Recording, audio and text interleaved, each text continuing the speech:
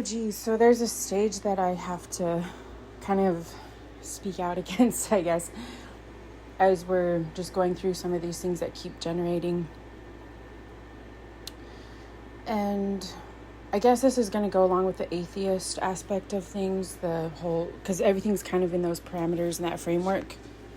One of the reasons, so along with that, this being the parameters of the battleground of the world dominion and transformative methods and the message of, keeping the pace of things going on and the claims of, terrorist acts in the midst of world dominions and all of these other things, right? That's not to say that there aren't generated hostilities. So that's what I'm going to hope to get to in this stage of things. It just keeps every day there's a topic that surfaces, then another topic that surfaces. So this topic, since I already I was saying before, there's a lot of stuff that I had to make reference to just in general. And then there was a lot of other details involved in it. So, of course, this stuff is just what I had kind of seen in the patterns of these things take place and the references and whatnot. Once it kind of got to the stage, so we kind of have to revisit that stage where there was an intersecting of these characters after the George Floyd tragedy. And it seemed to kind of unearth this internal hostilities that are animated and function through our system, the U.S.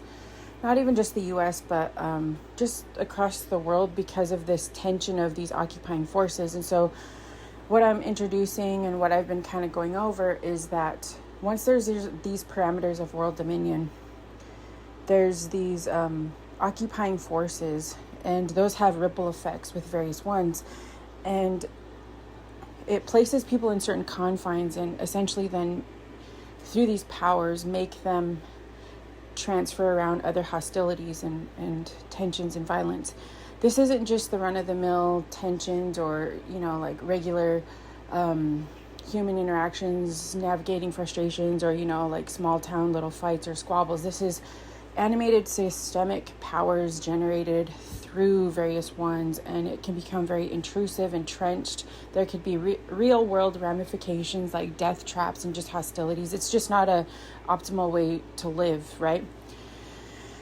And so one of the things that surfaced with this was that it seemed like Sam Harris and various ones that started to create alliances with him started to utilize functions of these systemic powers and forces, the occupying force, to manage and maybe I have to take my time talking about this because there's a lot that goes into it. I have to try on different, the different sides of things, and maybe over time that'll just surface. So I'll just kind of, just give a general overview of things. When people get into these survival modes, they just transfer hostilities around. And that's just kind of like the quick assessment in summary. And had there not been a lot of these occupying forces that utilize and function through those generated conflicts, then it wouldn't become so entrenched, for the most part. So this whole other occurrence happened. There was this battle to bring in some level of transformation and whatnot. When it intersected with this character, Native Black character, and this other Black American public figure, initially there seems to, I shouldn't say, from my perspective, I was going to say initially there seemed to be potential to negotiate, but it actually started off in, a questionable manner. I do think I perceived it as there was potential to bring the different worldviews together. But what it started to do was it kind of started to unearth these other connections within those different represented groups. And it kind of got into some words and then it started to seem like different groups were motivating and investing from different sides, right? Initially, this character, the native character, seemed that he was receptive to these Native discussions and helping to bring healing and having good intentions. And he was more left-leaning and whatnot, but there did seem to be some potential there. And then when it intersected with this Black American cube, and there seemed to be potential to talk about the system and certain reforms. And so initially there was a little bit of playfulness and, probably a little bit of words. But then what started to attach to their interactions and kind of fuel it was there were other movements and groups that had connections to some of the negotiations going on. And so he kind of put himself right in the middle of what had become this growing tension within some online like Native Twitter, Native online social media, and there was a mixture of it. So here's the thing where I have to just kind of, if we're going to go into this, then this is some of the other context of stuff. There were different opinions that were growing amongst various groups, and so different ones had interpretations as to just what he had kind of like placed himself in the middle of. And so even though from my perspective, when he first came out to make reference to these negotiations and whatnot, I felt like there was potential to begin talking about reforming the way we think about Christianity and other stuff like that in Native communities and try to have a decent conversation about it. It kind of got swarmed into another wave of tensions and different opinions, just like you would imagine with a lot of these various topics. Various groups were having their opinions within the Native conversation with religion and historical trauma, and the topic of pretendians and Native activism, just the whole range of things, right? And then among the topic of mascots and just this whole thing, right? And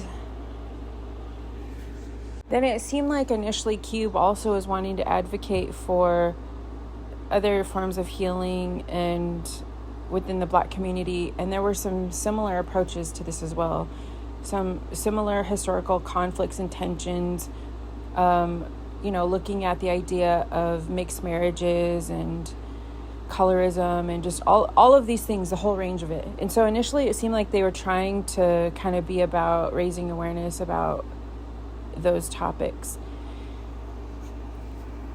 As I was saying, it kind of got instigated by, Sam Harris seemed to make reference to, there was a politicized incentive, it seemed like.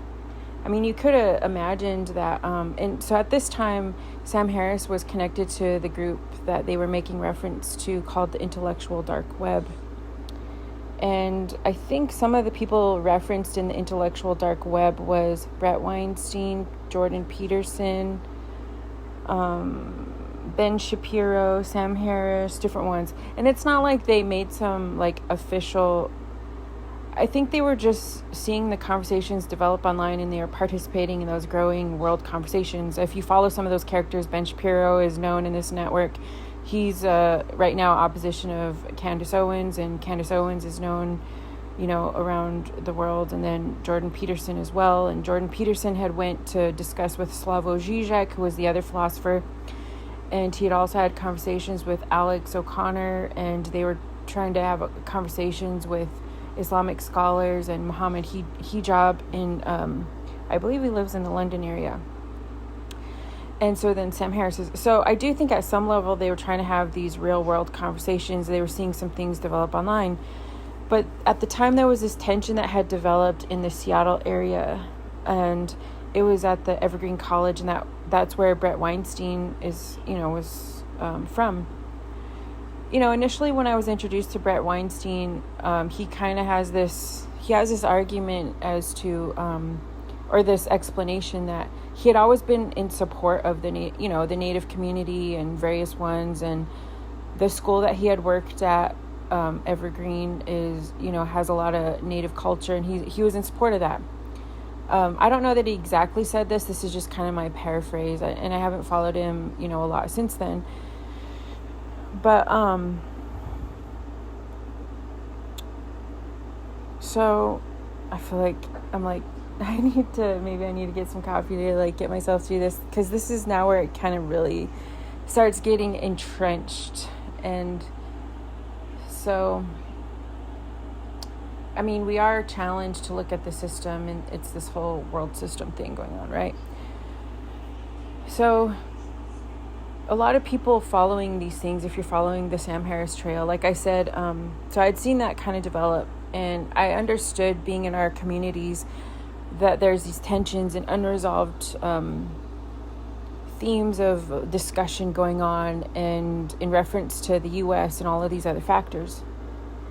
And so it seemed like Brett, so what had happened, the story there, to kind of summarize, it was around the time where there was this like upheaval of political fervor, following through with a lot of these other things going on.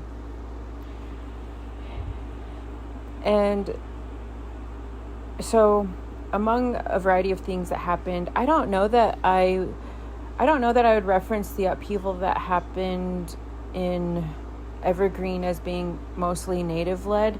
It sounded like it was because they had a diverse population represented at the school. So it was also at that time when, like Black Lives Matter and some of those movements. And so it was also very much involved in the Black Lives Matter movement. So initially, when the Black Lives Matter movement started, a lot of people that were seeking for reforms just understood some of their message and whatnot. For those of you that follow all these things, you know how complex it gets, and et cetera, et cetera. And so from the sound of the story, some of the basic aspects of what happened at Evergreen was that there started to become these activist movements and whatnot, similar to what was developing across the nation. And so, and also similar to some of the approach that various ones in colleges and universities were having. And so it seemed as though some of these occurrences started developing, and some of the people that worked at various schools, universities and whatnot, were starting to have concern that the approaches of activism were becoming dangerous and whatnot, or just, in good measure, it sounded like initially they were trying to stay with the standard of their commitment to the community. A lot of these groups and teachers, really did commit themselves to some of these endeavors and support for these measures and whatnot. But there was this other fervor also developing across the country. And people were concerned that they felt like there needed to be other guidance and direction for it. And so in the midst of this, then I guess what had happened and what kind of transpired at Evergreen was, among these movements and activist movements, there was a day where they were, I guess, making a day. I forget exactly how it was framed, but they were making a day where on campus anybody that was white or something was to endure these certain types of some form of like directed protest or something to that effect. And from the sound of it, of course, like that would just seem to fuel even more hostility. And so other groups were concerned that it was going to create kind of like a mob mentality, and some stuff were happening. On the surface, it sounds like that just seems, like a dangerous situation, and various ones involved should have like intervened and de-escalated, whatever was occurring there, with this divide between like targeting white students and whatnot. And so, for the most part, I feel like I wouldn't take that approach. In the past, working in education, scenarios, then that would just not be my approach to fuel those types of hostilities. But also in the midst of it, it doesn't happen, since I had seen stuff developing across the nation with these conversations and whatnot, at the same time, I was seeing that certain groups were being intentionally blocked from being able to speak and practice other forms that could otherwise have been de-escalating and diffusing and whatnot. And so there are also, on a systemic level, functional blockages for better response to, even when groups were saying stuff like diversity, inclusion, and whatnot, those were being resisted. And then there were other forces intentionally blocking the ability for other forms of diverse education and whatnot. And so I think in a lot of ways, even though I don't prefer the outcome of improper divisions, I also saw systemic forces fueling those and selecting for those tensions. But there's a lot more that can go into those conversations. But so I'm not agreeing with the result of it escalating into these things, but that also just doesn't happen in isolation, right? So one of these instances, it developed at Evergreen, and there were hostile things taking place, and I guess Brett had tried to step out to negotiate and kind of reason with the students and whatnot. Anyway, he ended up putting himself in a situation where I think, to his estimation, he didn't feel like it was an increasingly dangerous situation. He didn't feel like he could reason through what was starting to happen. And so eventually, long story short, as he was getting more and more involved, the students were then becoming more upset with him. And so I think in that situation, he and his family started to feel like it was just becoming a tragically divisive situation. And people were starting to be concerned at the direction that the political movements were taking and whatnot. And so then that was kind of the context. And then surprisingly, then I find that Sam Harris becomes a part of this network. Brett Weinstein is then, and his brother then chimes in support of him because, it's his brother, their family, and they have this network. And it seemed as though they had also started to recognize some stuff taking place across the country, and they join in this network with Sam Harris and various ones. And he doesn't initially agree with Sam Harris. There's times where he critiques him and others. So just because there was that label of that growing group called the intellectual dark web,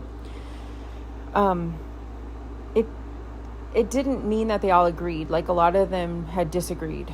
And so I remember watching it and thinking,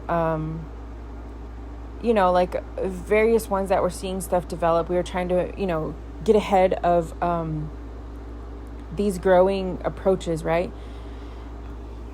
What you started to find, though, instead of, and so this is kind of where I was tracking with it, is no, I don't agree with these internal divisions and hostilities that break out in the response that people have, or a variety of these other measures and stuff.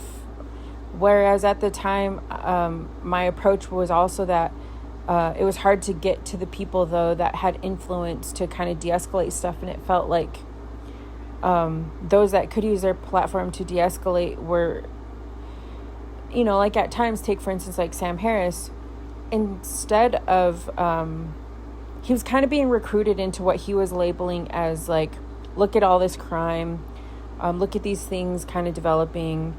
And, it was starting to seem like it was an easy way to recruit people to see this divide between white and non-white, and see the violence there and all of these other things. And of course there was hostility, and there were conditions that I wouldn't, want our communities to become, a reflection of. But at the same time, I was trying to explain as well that, there were other aspects of this, like I had said, where people were intentionally obstructing the ability to have the conversations that could help diffuse it, and the practices that could help diffuse it, and seeming to select for, within certain systemic forces, to select for those very conditions. And then it would recruit people to simply be aligned they would get, they would become upset with those conditions, which is understandable, but then they would align themselves with the system, and then it would just intensify this divide. And so even though I was trying to follow these various characters, and I was trying to be understanding of Brett in that situation, and I know, and a lot of us, if we're honest, we know what it's like to live in some of the historical divisions and have to negotiate those things, and people get involved in it and they don't understand this whole wave of the historical, trauma and stuff like that. So I was trying to be understanding to the situation while at the same time still feeling like it was just kind of a lot of things that were being set off that were just self-justifying the dominance of the system instead of really being transformative as to what was really going on. And so I was kind of finding myself situated right in the middle of these tensions, right, on so many levels that were just kind of going all over the place. And so in the midst of that, what it seemed like was Sam Harris was influential in growing this network of people that in his estimation, he was looking at some of these issues as, like needing to preserve and protect the dominant system in reference to managing and policing crime rates and stuff like that. And so, you can then see how, for me, when my approach is to actually transform the system and resist his ultimate version of this being this atheist movement of peace and preservation all the way down, I was resisting that for a variety of reasons, because I had felt like there needed to be further systemic reform all the way down, and entirely shifted. But then also in that it affects so many people's lives, and it doesn't reflect truth, and it inhibits the ability for us to actually understand some of these other messages and spiritual practices, in my estimation. But then also because I am a curious, I tend to get into these debates, and it was also the factor of he was now kind of my opponent, I guess you would say. And so watching this develop and seeing them growing this network, and they were joining forces, they all kind of started to believe in this, the ultimate Western civilization.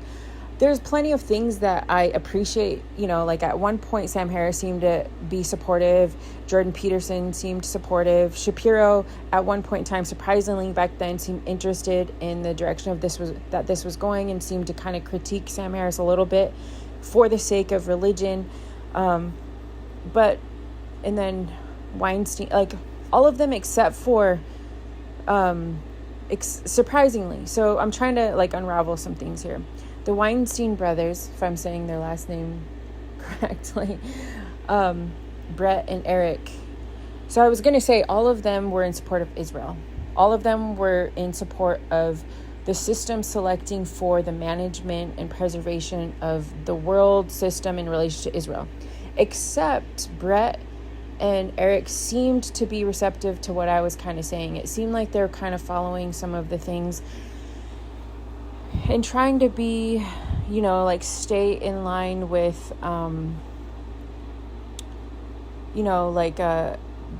the truth of when they first started. They were, trying to support various communities and certain human rights and stuff. And they actually seemed suspicious of what Israel was doing, because they had seemed to also be aware of some of these other things going on.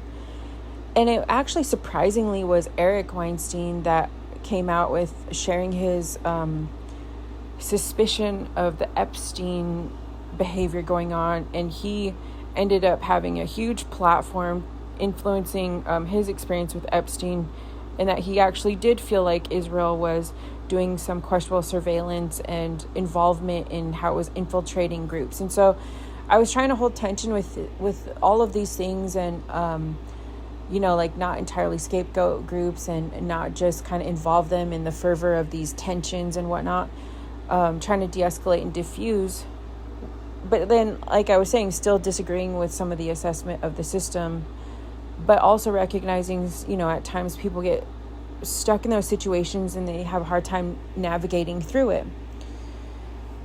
And so in the context of that, I attempt to try to go connect with various ones. And then this is when I go over to the discussion where Sam Harris is talking with Brett Weinstein at the Moore Theater in the Seattle area. And then that's when some weird stuff kind of breaks out in the crowd. So I kind of get this feeling like, and then something happens kind of behind me. And so I just start to realize, I don't know that I can just kind of waltz into some of these places in light of some of the stuff going on. I don't know. So anyway, it just didn't quite work out to like connect with various ones. There was like security there and stuff like that. There was just, people trying to like speak out against some stuff going on. And so I just, eventually then I kind of went back to, all right, well, at least we're making progress online, right? People now, so Brett has like a different, there's so much that just snowballs. So when you look at it years back when it first started, people will have their opinion of, initially it seemed like Sam was trying to develop this ability to have these negotiations because he didn't really agree with Peterson. If you watch the debates, he and Peterson have their like debate approach and their differences, along with the rest of them, right? People have their opinions now, and I still like, there's areas where I disagree with various ones, but I'm still up for like rigorous conversation. I'm not for targeting various ones, whereas it does become even more peculiar though when people are trying to preserve their platform and they have this direct connection to Israel, and Israel then is coming out with these questionable antics of certain what seems to be like occupying force against communities and influence of communication. And so there's all these other factors where it doesn't just come across as just this fair trade of ideas and stuff like that. And then also in relation to the likeness of like preserving Israel in the image of scripture at the cost of like other people, this whole religious discussion and stuff going on. It isn't just like in good faith having conversation. There's all these other forces and mechanisms and whatnot. So what also seemed to be functioning there, though, was like this battle to utilize systemic forces to influence this sense of pressure on other communities. Like I said, over the years, refusing opportunities for better negotiation, and then selecting for these conditions. And then it ultimately recruits people to just side with the systemic force because it just keeps kind of popping off into all these hostilities, right? And as I'm seeing this take place, I'm like, no, this isn't true though. Like this, at the end of the day, even if people can generate conflict and then refuse other opportunity, I'm not saying like Brett and all of them did. I'm saying other conditions and other forces and other things, but it still, even for them, caused them to kind of side with these other other approaches. So there started to become this tension where groups were formulating their sides. They were kind of generally formulating certain sides of pressure that they were all involved with, I guess you would say, at that point in time. What I'm trying to get to, I'm trying to explain the climate of this, because this then leads into different like native Twitter and black Twitter, a whole mixture of it. It actually becomes really confused because it tends to be certain portions of native Twitter, certain portions of black Twitter, some of the feminine side of native, the feminine or masculine, or the feminine or masculine representing different groups, but then even sides and factions among them. Just this whole swarm of this stage of these conversations. And so there could be a lot of different reasoning to unpack what it kind of becomes, like if you talked to each individual, maybe they'd have a different interpretation. So I just want to admit that this is a generalized angle of what I had seen somewhat develop, and so it became very entrenched in a lot of these things. So it seemed like in some ways at the time, the native black guy that was... The reason I say that, I keep saying that, is because it ends up becoming part of the whole theme of stuff. It ends up becoming his reference of like making reference to the Black community or the Native community, and it gets involved in this whole thing. And in the midst of it, I can't speak for how other representatives or ones that have seen it take place really fully interpreted it. I can, like I said, just kind of generally say initially what it kind of seemed like. So maybe I don't know that I have it in me to go into the whole like nuance of it right now, or like the complexities of it. What it kind of turned into initially was kind of like, it started off like representing kind of like the Native community, and then it turned into like Native Black representation type stuff. And then there were certain groups that, so here's the thing. I knew at the time that it was a very fueled like situation, and I was still trying to get into negotiating for like religion and corrective measures in the system and stuff like that. And so initially it was nice to connect with him because he had a platform and we could kind of talk through corrective measures of religion where we wouldn't, improperly water it down in the sense of like not really getting to the issues. So that's what I was kind of thinking at first, and then it kind of snowballed into other references and things being made, and I don't know his whole story, so I don't know who, like what influences in his network were going on or whatever. A lot has changed since then, so I don't want to say this is how it is. I feel like we've it's been years since this was developing, and so we've covered a lot of ground, and I feel like we've kind of like put a lot of things to rest, and we're making progress.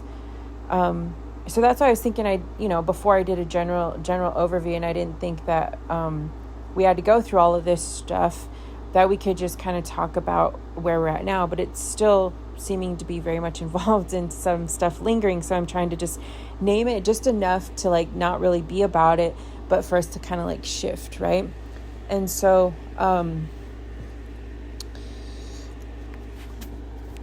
I guess there had been some issues that he had said or something that had to do with just contentious disagreements in some Native versions of conversation, whether it be like blood quantum or pretendians or a variety of other things. But at the same time, he seemed like he was trying to negotiate with various ones. What it kind of seemed like it surfaced was, what I could kind of gather is he would get a lot of pushback. So anyone that's involved in like tribal politics, they know how, there could be major developed tensions, right? So what I kind of gathered is that it seemed that there were major other opposing influence in his opinions and whatnot in his platform. And so to kind of like, so also at the same time, there was a little like jockeying for position a little bit when Cube kind of chimed in and had his positions, but it didn't necessarily seem like they were, there was just a lot. There was some funny stuff. So it like generated in funny stuff too, but then there was also a variety of other different areas of influence. Like so it kind of got into a little bit of like wordplay back and forth. And so it seemed like initially he was trying to undermine because Cube really like joked on him, and so then he kind of countered it with some other things, and so it started escalating into these like back and forth. And so then he was kind of saying stuff to him about like kind of undermining his ability to feel comfortable to like converge with the Native community and talk about reforms and stuff. And so he was kind of signaling to him, like you're not really so there was some suggestion that maybe he had some like ancestry, like Native ancestry, and there were conversations about how people were discussing that Black Americans also had lineage with like Native roots, and so it just developed this whole other conversation of stuff. And so then people were kind of like, they were like kind of signaling back and forth with these different groups, and it just developed this whole other thing. And so they're kind of undermining each other's arguments, and it kind of got into a little bit of like that activism tension kind of stuff. And so it kind of it started embroiling into all these other conversations that are involved in Native and Black Twitter, or social media. And so different ones were starting to have their opinions. And so there were some Native women that disagreed with him. And then so all of these things snowballed. And so they were kind of generating these tensions and stuff. And so it kind of got more involved in some of these like other entrenched issues. I mean, there was still a lot of progress though. People were trying to make it lighthearted. But at the same time then, as it started kind of generating into some of these other topics, pressures, I guess, through these topics, I could kind of see where it was going, and I just didn't want it to like reemerge into some of these other like contentious conflicts and not be productive. And I wanted to talk about some of these other issues, like I kept saying, like try to get ahead of it. And so we're not just battling into it, but I wanted to kind of deliver this other type of framework of it. I started to realize that it just didn't seem to be going in that direction. And then Cube introduced like the Islam connection and stuff. And so he seemed like he was trying to negotiate the religion stuff too. Because I was kind of like signaling that this is starting to turn into other stuff, which those are important things to talk about. But if we can't I wanted to get to this other kind of corrective approach to looking at things on a system level. So then we can be better situated to like de-escalate these other internal conflicts and whatnot. And I could see that it was very much connected to like similarities within the U.S. and the U.S. system with Black history, Native history, and similar tensions and whatnot.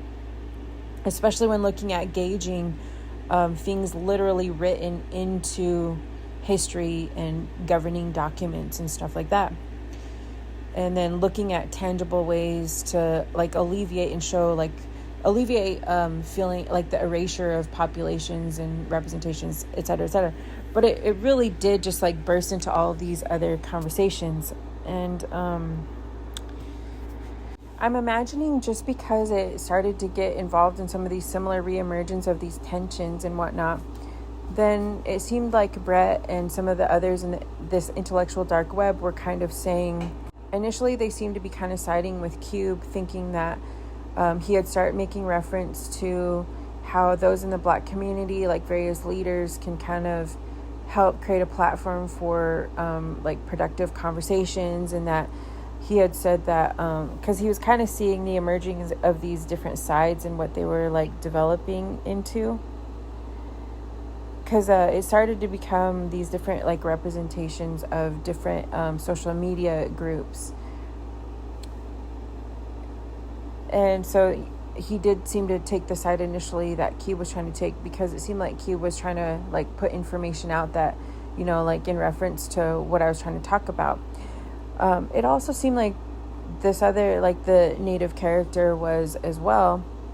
But there were just also these like developing sides. And I think people at that time were suspicious of some of the connections with like the Democrat side of things, because they had been in this atmosphere where there was this fueling of uprisings in colleges and stuff like that. And at the time it seemed like Cube was trying to make reference to saying that he wanted to talk about systemic reform and he wasn't trying to pick sides. And so then he was getting a lot of flack though from some of the women in the Democrat establishment side of things, that they were saying he was undermining the Democrat gains, and they were labeling him as not supporting the Black community and like supporting their oppositional party. And so this is when you would start to see like some in the Black community, like men, then starting to see this take place. And some of these things happening. I didn't really agree with, like, so for me, I just felt like I was kind of in the tension a little bit. But another thing that seemed to have happened, so I was trying to support both of them, because I didn't feel that it was necessary for that type of divide.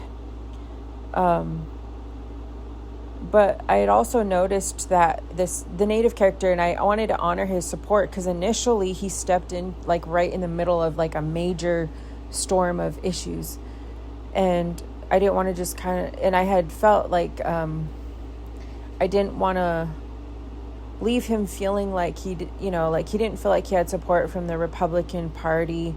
At the time, it seemed a little bit weaponized against him.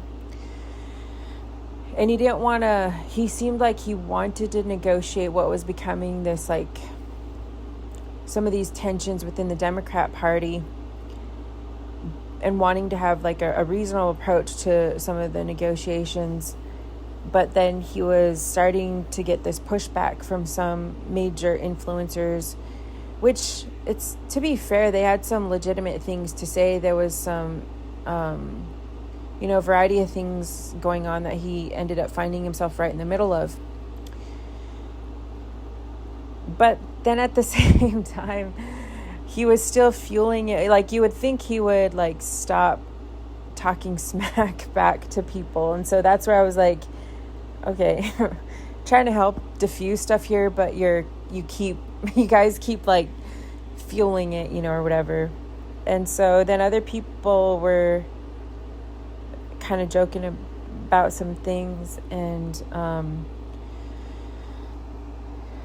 so then it seemed like it made him like kind of somewhat vulnerable within the Native movement that he was trying to negotiate with. And there hadn't yet been, like, in the Democrat side of things, and there hadn't yet been enough established to have a productive conversation. It was like all swarming into all these things. And then I wasn't really seeming to get help from these other groups to help kind of stabilize. Well, I guess maybe in some ways, but it wasn't quite the help that I was looking for. Like, I wasn't trying to just side with like systemic forces and stuff like that. And so I was still not quite feeling like it was the framework of, of things that I was trying to be about. Around this time, though, because some of this was happening and he was still kind of like, what he had started to find then is that he started to get support from a lot of the black women within the Democrat Party. And at the time I understood that, because I could kind of see like what was going on. I could see there was like tensions developing. And what also kind of fueled that was so when he was kind of undermining Cube a little bit, it seemed like then Cube's kind of friend group, because then Cube started really getting a lot of pushback from like claims of anti-Semitism and stuff like that. And so a lot of this stuff was generating for both of them on all sides, right? So all this stuff, they both stepped right in the middle of these swarms of these like major like black Twitter conversations, major native Twitter conversations or whatever. And it just snowballed. And I was just like, oh man, we have to, like, I don't want it just to be this swarm of everything. I want it to be productive. But they were both still kind of fueling it by saying things back and forth. And so I'm like, okay, trying to do all of these things rapidly. Like I said, I was like, I'm just still trying to do this study, right? And this whole stuff keeps popping off into all these like different stages of systemic issues and upheavals and whatnot. But then in the midst of it, you start seeing as their beef kind of goes back and forth and whatnot, then it seemed like Snoop steps in and he's like initially defending Cube and them. This becomes really entangled. I don't know if I'm really going to be able to work through all how it becomes entrenched. But so it kind of starts becoming like Snoop is battling this guy, the native guy. there's a lot of reasons and a lot of like scenarios that I'm probably missing as to what like escalates their stuff.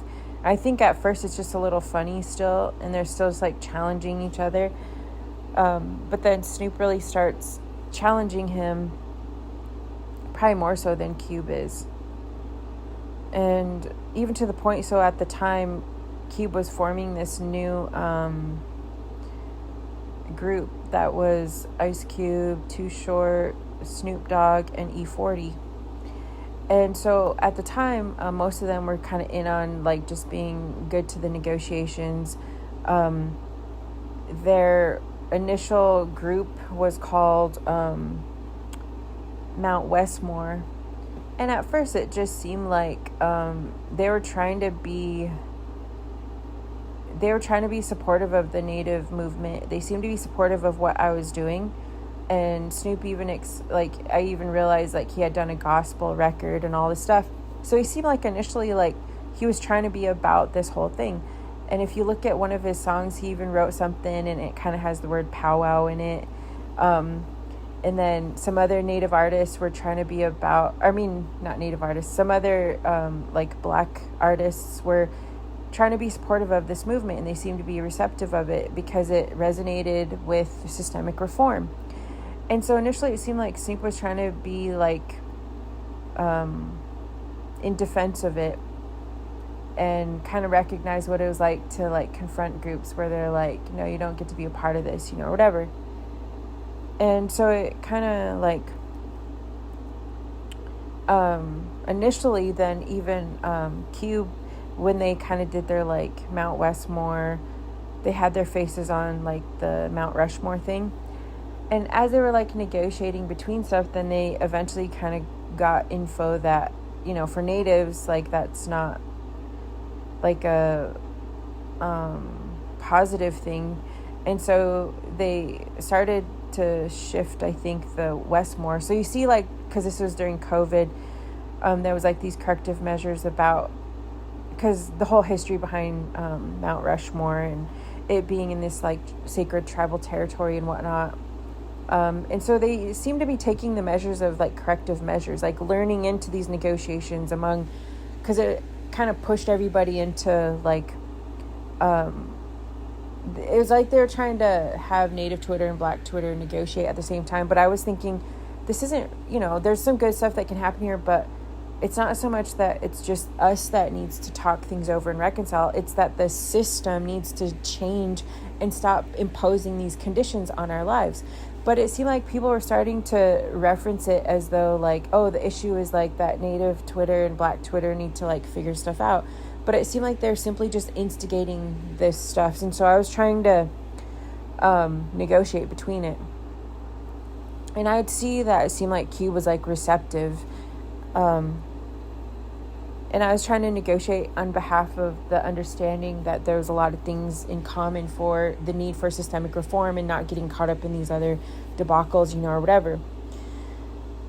Eventually, though, it kind of got into these like other signals to where like Snoop and him were like going back and forth. And maybe and I don't know, maybe it's a little bit of like recognizing that similar like tension or, like approach to things.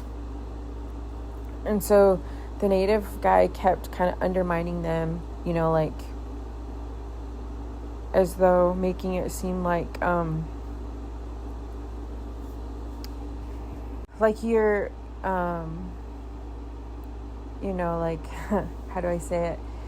Kind of like blocking the ability to have those, like that connection, with the Native community. It seemed like just a little bit of like turf wars a little bit, because then it kind of came out where there was a lot of doublespeak happening. It kind of developed into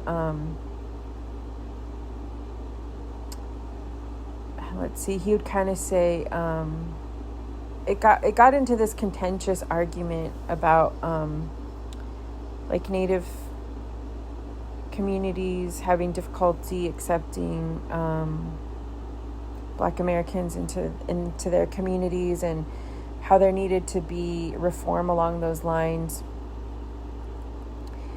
And so at the time, I wasn't sure how to feel how he started reframing it, because it started to seem like at some level he kind of shifted to where he was kind of saying that they couldn't be a part of the Native conversation.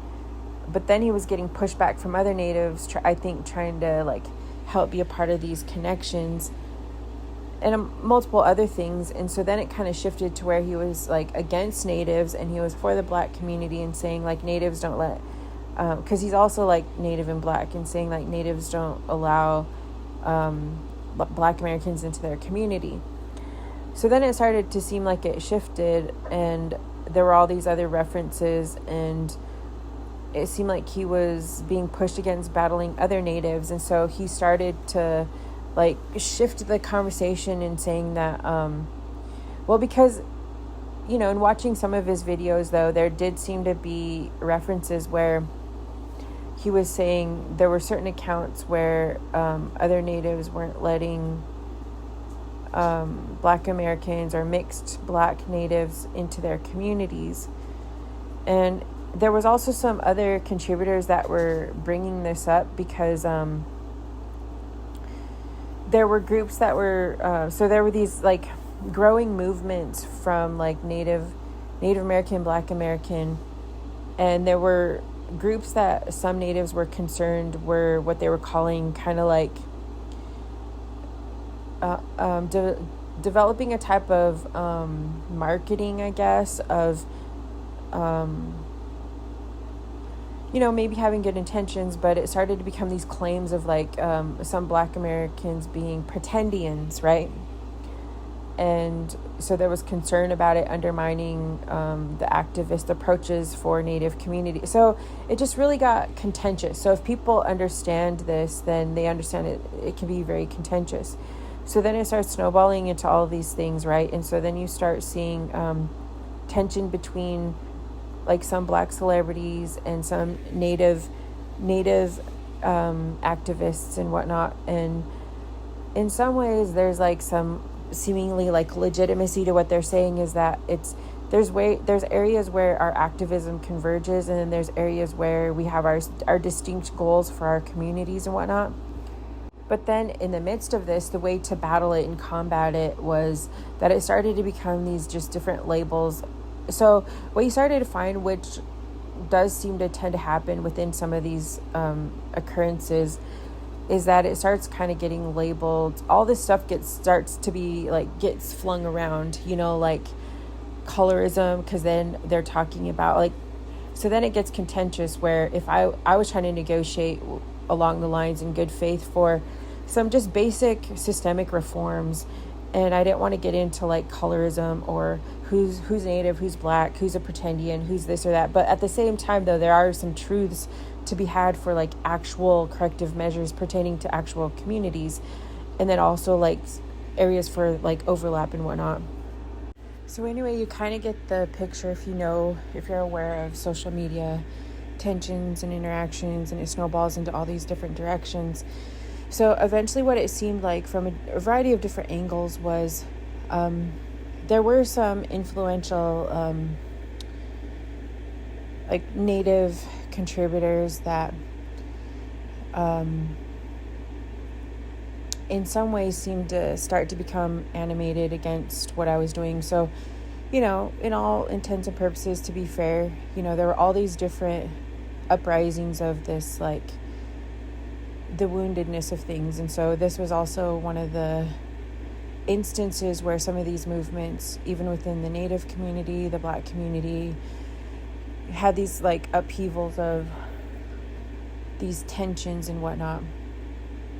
I do think at one point, so because eventually I would kind of get into like critiquing Snoop and and kind of pushing back on some of these approaches, but then trying to understand what's going on there, and then just thinking like, man, if we could all just like have more of a productive conversation. But there are all these other things kind of popping off or whatever. But anyway, there were some interpretations where there was a time where some of these tensions within like the Native community, there were some women that seemed to be targeted towards me.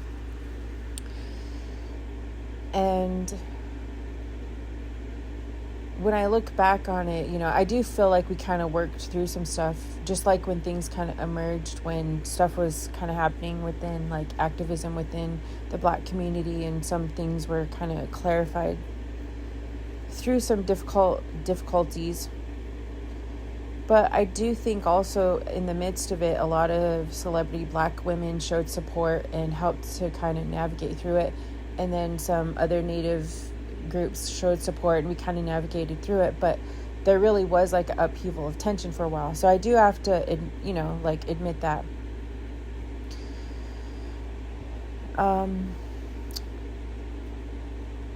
Just trying to think, like, I'm trying to tell this in good faith. I'm not trying to scapegoat various ones, because I still ultimately think a lot of things are just compounded by the improper framework that we all find ourselves in. I've said before, like in the past, a lot of institutions that we find ourselves in are kind of like a prison, kind of like a prison mentality. And what I mean by prison mentality within this system is like when you imagine a prison, at least, from the horrific scenes we see in movies and stuff and documentaries, you think of people trapped in confines where they're not always given the tools to navigate into, like, obviously, like, optimizing their humanity.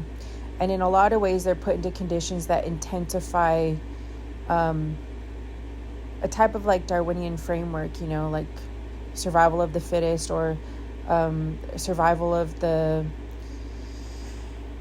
trickiest, or, how you're going to navigate through survival scenarios with an opponent, right? It forces those types of confines.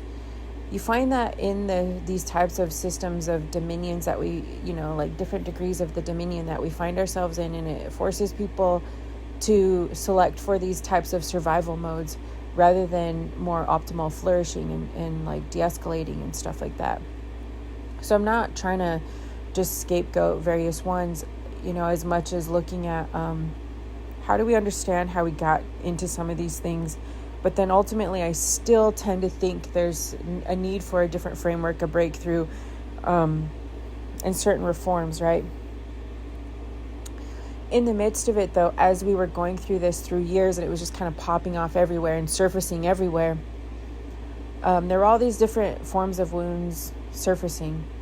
And I do think at some level, initially people were just simply trying to help, because a lot of people involved could recognize, a lot of people know these tensions and difficulties, right? And just trying to be a voice for change and kind of band together. There was one point where it seemed like Snoop was being really protective and trying to be helpful in these efforts for going forward, and just kind of helped put, like in his own estimation, kind of critiqued this one Native woman, or it seemed like.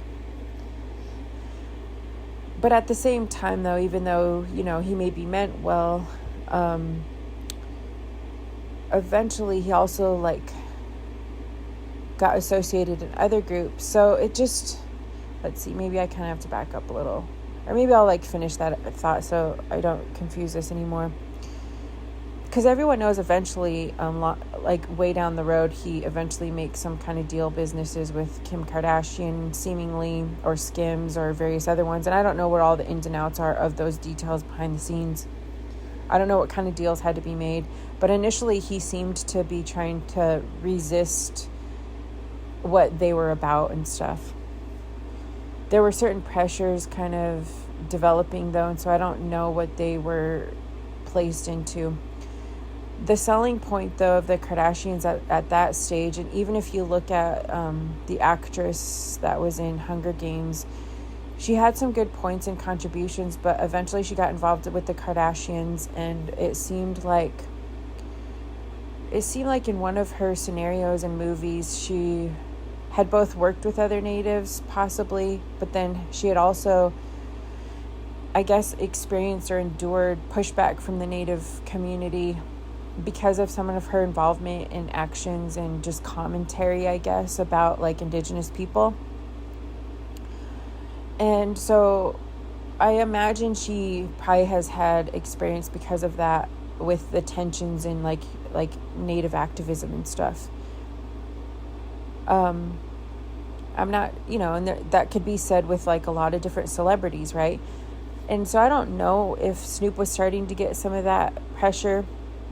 The Kardashians were getting some of that pressure though, because they were kind of starting to mock, like, initially they seemed to be trying to be in support, and then they kind of shifted in this like kind of seemingly like mockery and of pretendians and stuff like that. Kind of like the groups that eventually they don't know how to reconcile things in the Black community, so they just start trying to say the N-word everywhere. And it kind of came across a little bit like that, to where they were just eventually situating themselves to like combat and target the Native community. And so they were trying to connect themselves with some of the right-leaning groups that were targeting the Native community. Even though in some areas I could see where they were trying to justify that because they were getting in this animosity and upheaval, it still to me was like, no, this isn't the correct move to make, still, like, I'm not a part of these different sides and what this is generating here. But you started to see, like, in the mix of it, though, it started to create this tension. It was really developing tension between Black Twitter, Native Twitter. But then it also shifted a little bit, though, where it was like some Native activists that were in the Democratic Party. And then there was kind of these movements, just the whole entanglement and mixture of it. Different celebrities putting pressure on various ones. For those that follow social media, it's not far-fetched. You've seen a lot of different ones calling out different celebrities. I just think there was like a lot of confusion there, where some people, I think, were simply just trying to be in support, and other groups didn't always know how to support other groups. And then I think it was intentionally being fueled by various forces and different ones. And I had started to see, even during some of these developments, because it seemed like Netanyahu and different ones had noticed or had known at this point and had followed a lot of developments. They had known that it seemed that my approach toward like scriptural negotiations, there was like something to it. And so it seemed like in the midst of these upheavals, they were kind of keeping an eye on these discussions, because I had the audience of like Sam Harris and various ones, or it seemed like as though I did, right? Allegedly. And so it seemed like in the midst of it, there were just like managing the crowds, right? Managing the stuff going on. There was one point, though, where it kind of really got fueled by a lot of stuff, and it seemed then it became combative between like Snoop and this Native guy. And so then it started to come out that I guess people were sharing that there seemed to be attack measures, like other, like possible like gang violence type stuff and targeting of groups. And so it started to turn toward those types of measures. And then it started to seem like Snoop and Dre and some of them possibly, and I don't know, like I honestly, when I first started to see them talking about stuff initially, I still felt like they all had potential for wanting, like many just seemed like they recognized, they had seen stuff develop and they recognized, and they were receptive to what I was saying on systemic reform. I still tend to think that. That's why I say I'm not trying to like scapegoat various ones, but I do think some of the stuff that was held in place kind of started to get situated against various ones. They kind of started all eventually through a lot of different measures. They all started kind of getting pinned against each other. Some of the issues of like the past started to come up, where back in the day, like Ice Cube had his like rift with Dre, and so this whole rift with Dre started to come out. Excuse me. And because at the time it seemed to be like intensified and fueled, because they were all kind of more on the same side when this first started, but then there was like all these factions being developed.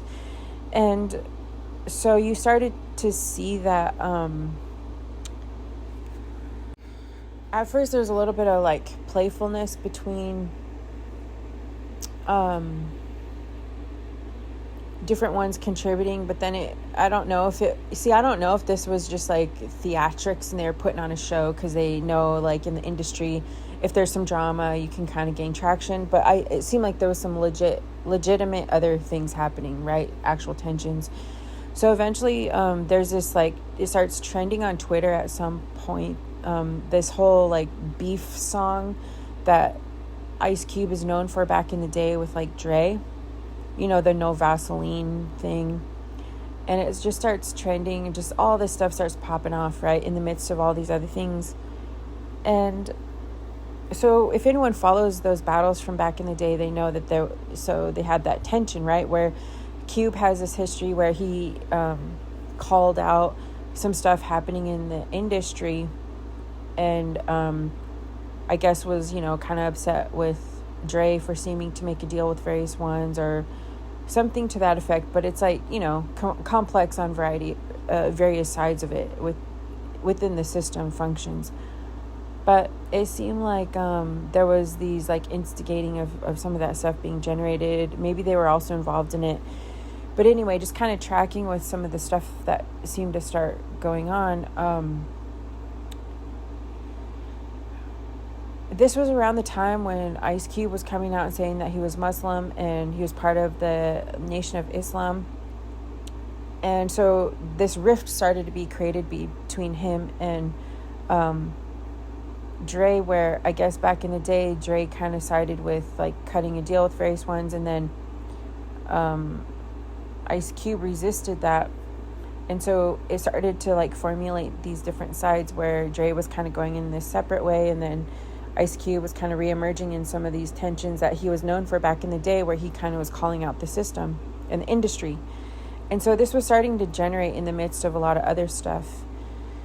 And you'll even find that this is where different ones in the Jewish community were starting to come out against Cube, even to the point where then Ben Shapiro also makes this song, because he's starting at this time to follow the rap community. You'll see a lot of his past content where he's talking about the rap community, he's talking about Black Lives Matter, and then he's talking about this other development with Cube. Like, I don't know that he directly mentions Cube, but he, in relation to makes reference to other things. And so he makes this song to be basically on the side of Dre, or seemingly on the side of Dre. And so he makes this, like, Jewish song called Dreidel or something like that. And so he seems very much that he's watching the different sides, and he's wanting to support Dre against Cube. And so anyway, however it all happens, there becomes this generated conflict between Dre and Cube again, or what it seems like. So then Cube starts calling them out and making reference to them and seeming to hint that they're trying to cut a deal again and not really be about systemic reform. There seems to be other stuff going on, because it also seems at the time like Cube's group, like E40, like the Mount Westmore and stuff, are trying to, like, hint and tell Snoop to calm down, because Snoop starts getting in this battle with, like, this native guy. And so they kind of keep going back and forth, and then that guy comes out, and other people in the native community come out, and they start saying, showing a show of force, like protection, because it's, like, developing these tensions, and there's issues in people's personal lives, like they're actually attacking them and going after them and all of this stuff. So then it starts creating this major rift between some of these groups, where they're noticing some hostilities with, you know, possibly what Snoop is doing. And then so then a lot of, like, celebrity Black women or different ones start joining connection with the native guy, because he also has an activist political platform. And there just becomes this rift between Snoop and this native guy, and then that's kind of where it seems to, like, generate. But then there's, like, other tensions, right? So all of these things going on where I'm, like, trying to follow it. And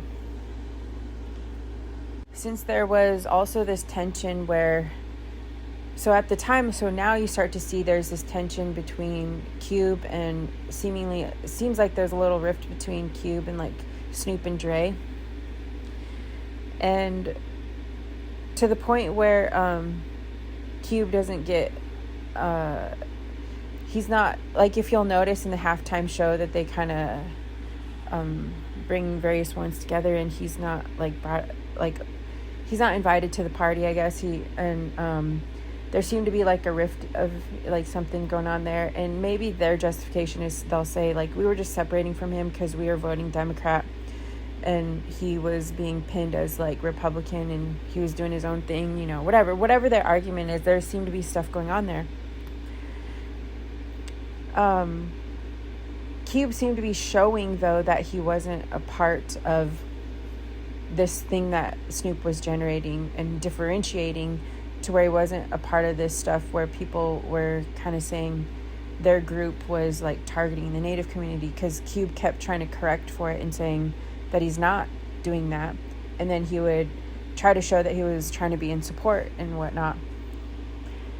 And then E40 even seemed to hint at, like, calm down, you know, something like, calm down, Snoop. Like, they were just getting in this turf battle, and they were just trying to, like, keep the pace of these other discussions going on. So then it seemed like the Native guy and Cube start recognizing that with each other. They start recognizing, like, consensus a little bit, and they start supporting measures for, like, the Black community and talking about this and stuff. And so then I'm like, oh, okay, good. But then it starts to seem like this kind of gets, somehow some other stuff starts happening, where the Kardashians are doing some certain measures behind the scenes, and then so they start cutting a deal with, like, Dre and Snoop, and they kind of, I mean, there could be other reasons. Maybe there's other stuff behind the scenes. Maybe, you know, like, different ones were going after Snoop, you know, or whatever. But it seemed like the Kardashians were kind of selling it as though, I don't know, whatever their certain measures are, but they kind of shifted gears, and they were after the Native guy, and they were after Cube. And so, because initially they were, like, creating tension on both sides of them, and then when they kind of signaled to each other that they kind of made somewhat of amends, I guess you could say, then you find, like, the Kardashians then join forces with, like, Snoop and them. Snoop even got pushback for that online. I think people are like, what are you doing? And I don't know if he was, like, confused about it. I don't know what else was going on there. But it seemed like, I don't know, there just seemed, you know, maybe it was, like, a questionable strategy of things they were doing behind the scenes and whatnot. But that's when I started to realize, you know, like, just keeping my eye on it, because I really did not trust the Kardashians or their, like, approach, and I didn't think they were about systemic reform, and they were kind of selling it to people that they were actually, oh, they're just helping me because I needed help from all of these other things. But it just, to me, seemed like a scheme, a corruption of what we're actually doing. It started to really seem to intensify, where at this point now the Kardashians were really protecting themselves against this guy, because he seemed to show that he was committed to some of these other endeavors and systemic reforms, and it seemed that people started to recognize, like, that he had proof that her questionable antics that the media helped cover or whatever, and so they just all started to kind of have attack mode on him. At some point, and I can't remember when it started, so I have to name this because it has to do with kind of, like, stuff on the home front a little bit. There was one point where I can't remember exactly how it happened. So there was some suggestion, like, when it first started to develop, when he seemed to be kind of, like, fighting over, like, a turf battle, and he seemed to be interested in certain investments in connection to what I was doing, and somehow or another, I can't remember. So there was this other portion that was involved, because this was all also during COVID, so it was very incubated during this time during COVID, and at that time I was doing these fun, like, basketball things and whatnot. Initially I wasn't even doing the basketball thing. So initially, some of this, how this started, when Kim started acting strange towards me online. I didn't want to get into like the sexual competition stuff and the strange stuff. And so I just would do funny things. So we did some silly things. And so it's like, oh, reminiscent. It was so funny back in the day. There was like a funny portion of it. But I'm just kind of thinking about all this other stuff. But anyway, I forget how it started. But I was it had been a while and we were stuck at home. And so he had said something, somehow or another basketball came up.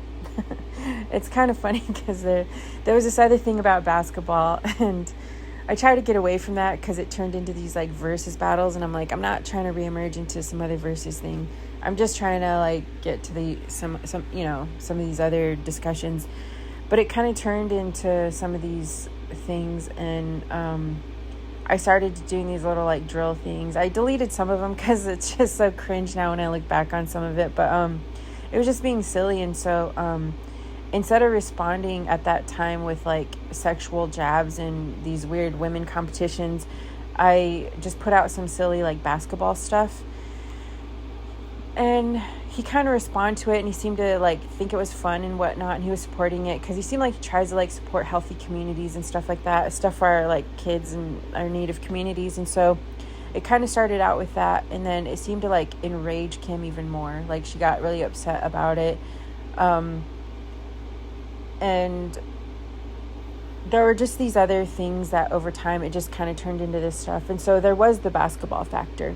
And so some of that did start, and I did this like kind of silly thing about, I don't even know. I'm just not going to unpack all this stuff. There's just a lot, right? Over the years, there was like a lot. It was like this thing about like the hoop and I don't know, whatever. So, just seemed like eventually she just kind of had this like strange animation and fixation. So that's kind of all I'm getting to.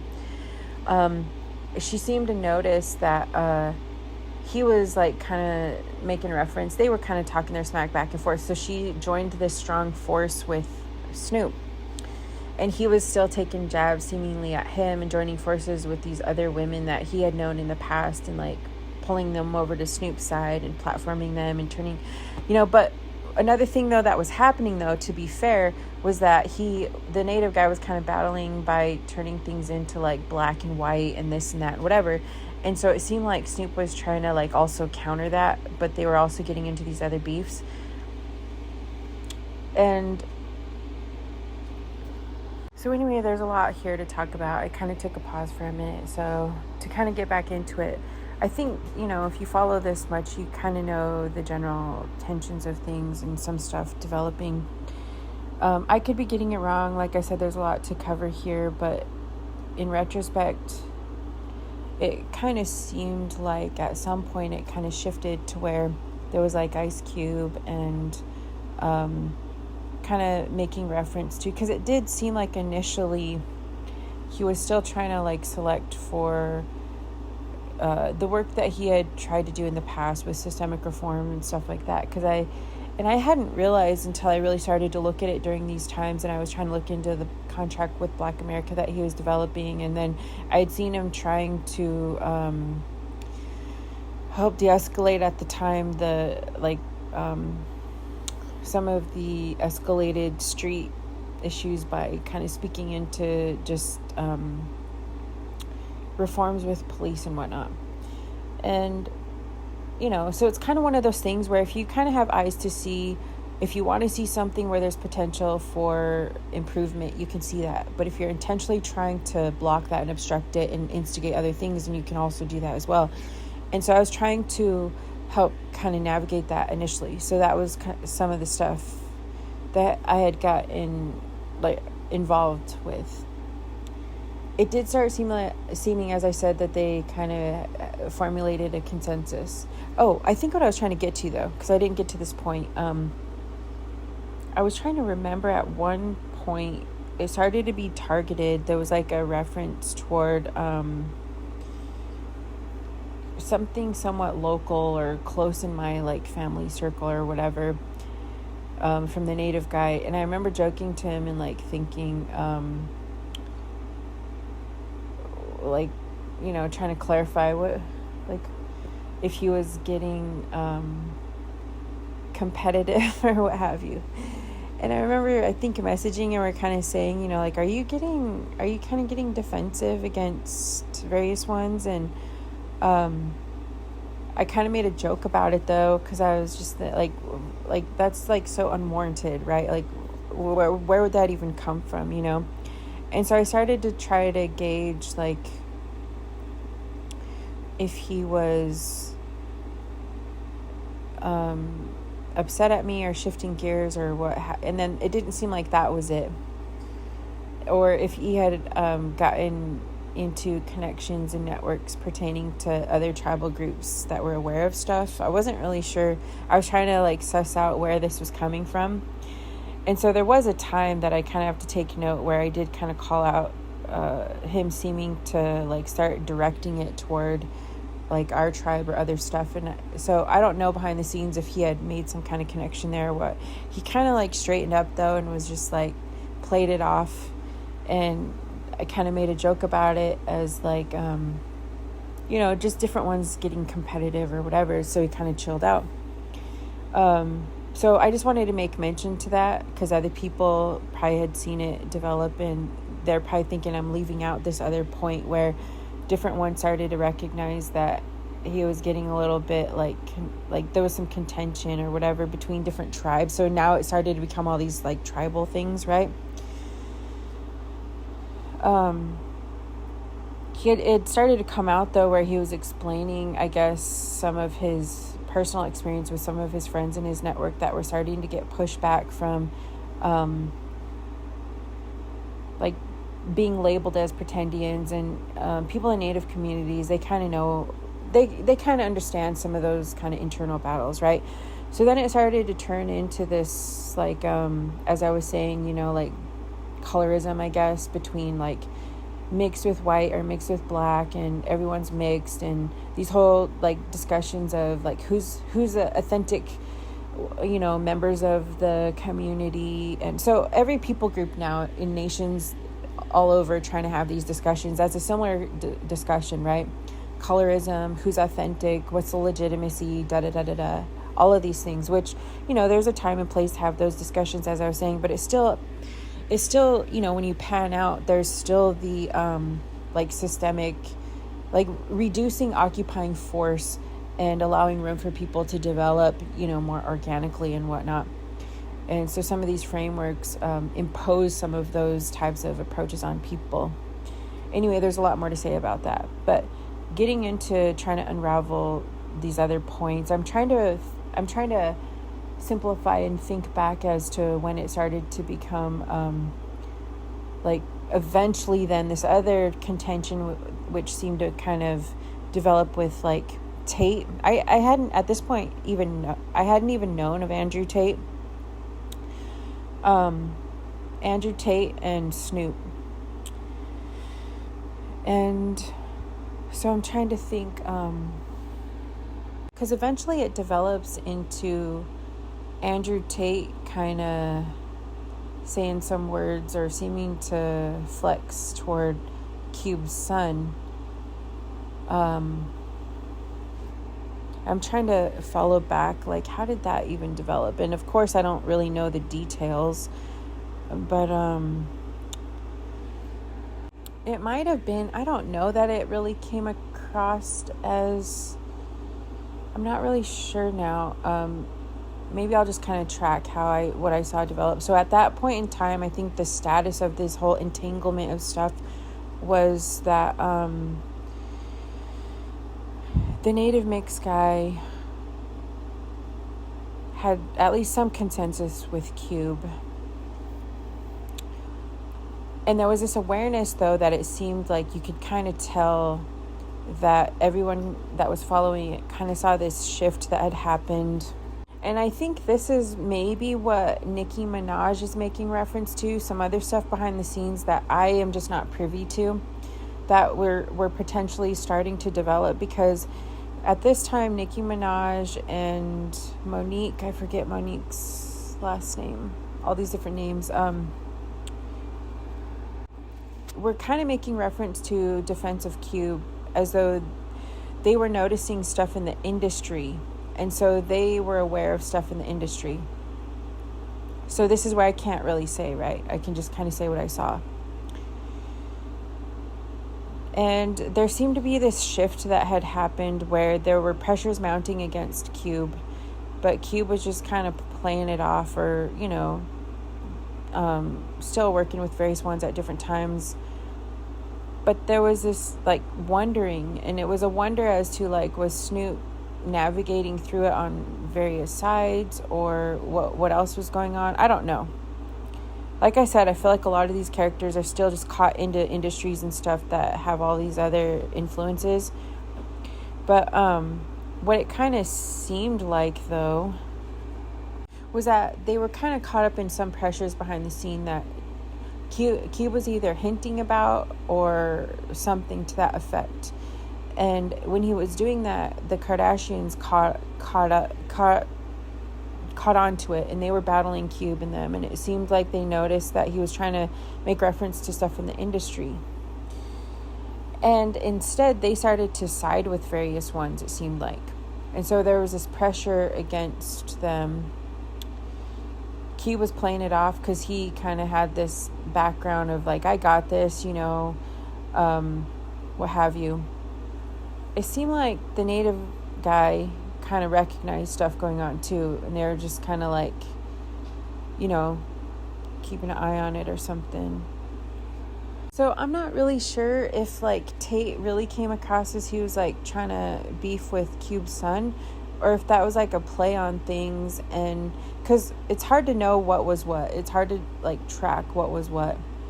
I mean, he did kind of do his, like, little teasing thing, and they kind of do their back and forth thing, you know, or whatever. But I guess I'll just kind of go with, so I can't really suppose. It just came across as that later because he would kind of say some, like, some things here and there. Well, let me just kind of go off of what I remember seeing develop. So, I hadn't known of Andrew Tate. I didn't follow the whole manosphere stuff. There seemed to be some hints, though, that, like, I forget what the other who the other person was. There actually was this other like, black influencer, and he had, like, passed away after some of these things. I forget what the story was, but he had been one of those guys talking out about some of this stuff, and there was just a lot of pressure on various, like, celebrities around this time. A lot of things just kind of occurring, so I can't really remember the full timeline. And so eventually, though, it kind of, like, became aware that there was some stuff going on. And Cube's son was funny. Like, I didn't really know of him. But he kind of, like, came on the scene and was saying some funny stuff. And when you start to get to know him, you would think, oh, he's, like, a really likable guy. He seems like he has, like, a sweetheart about him. He would play stuff off and make it kind of funny and make it more lighthearted. And so at the time when,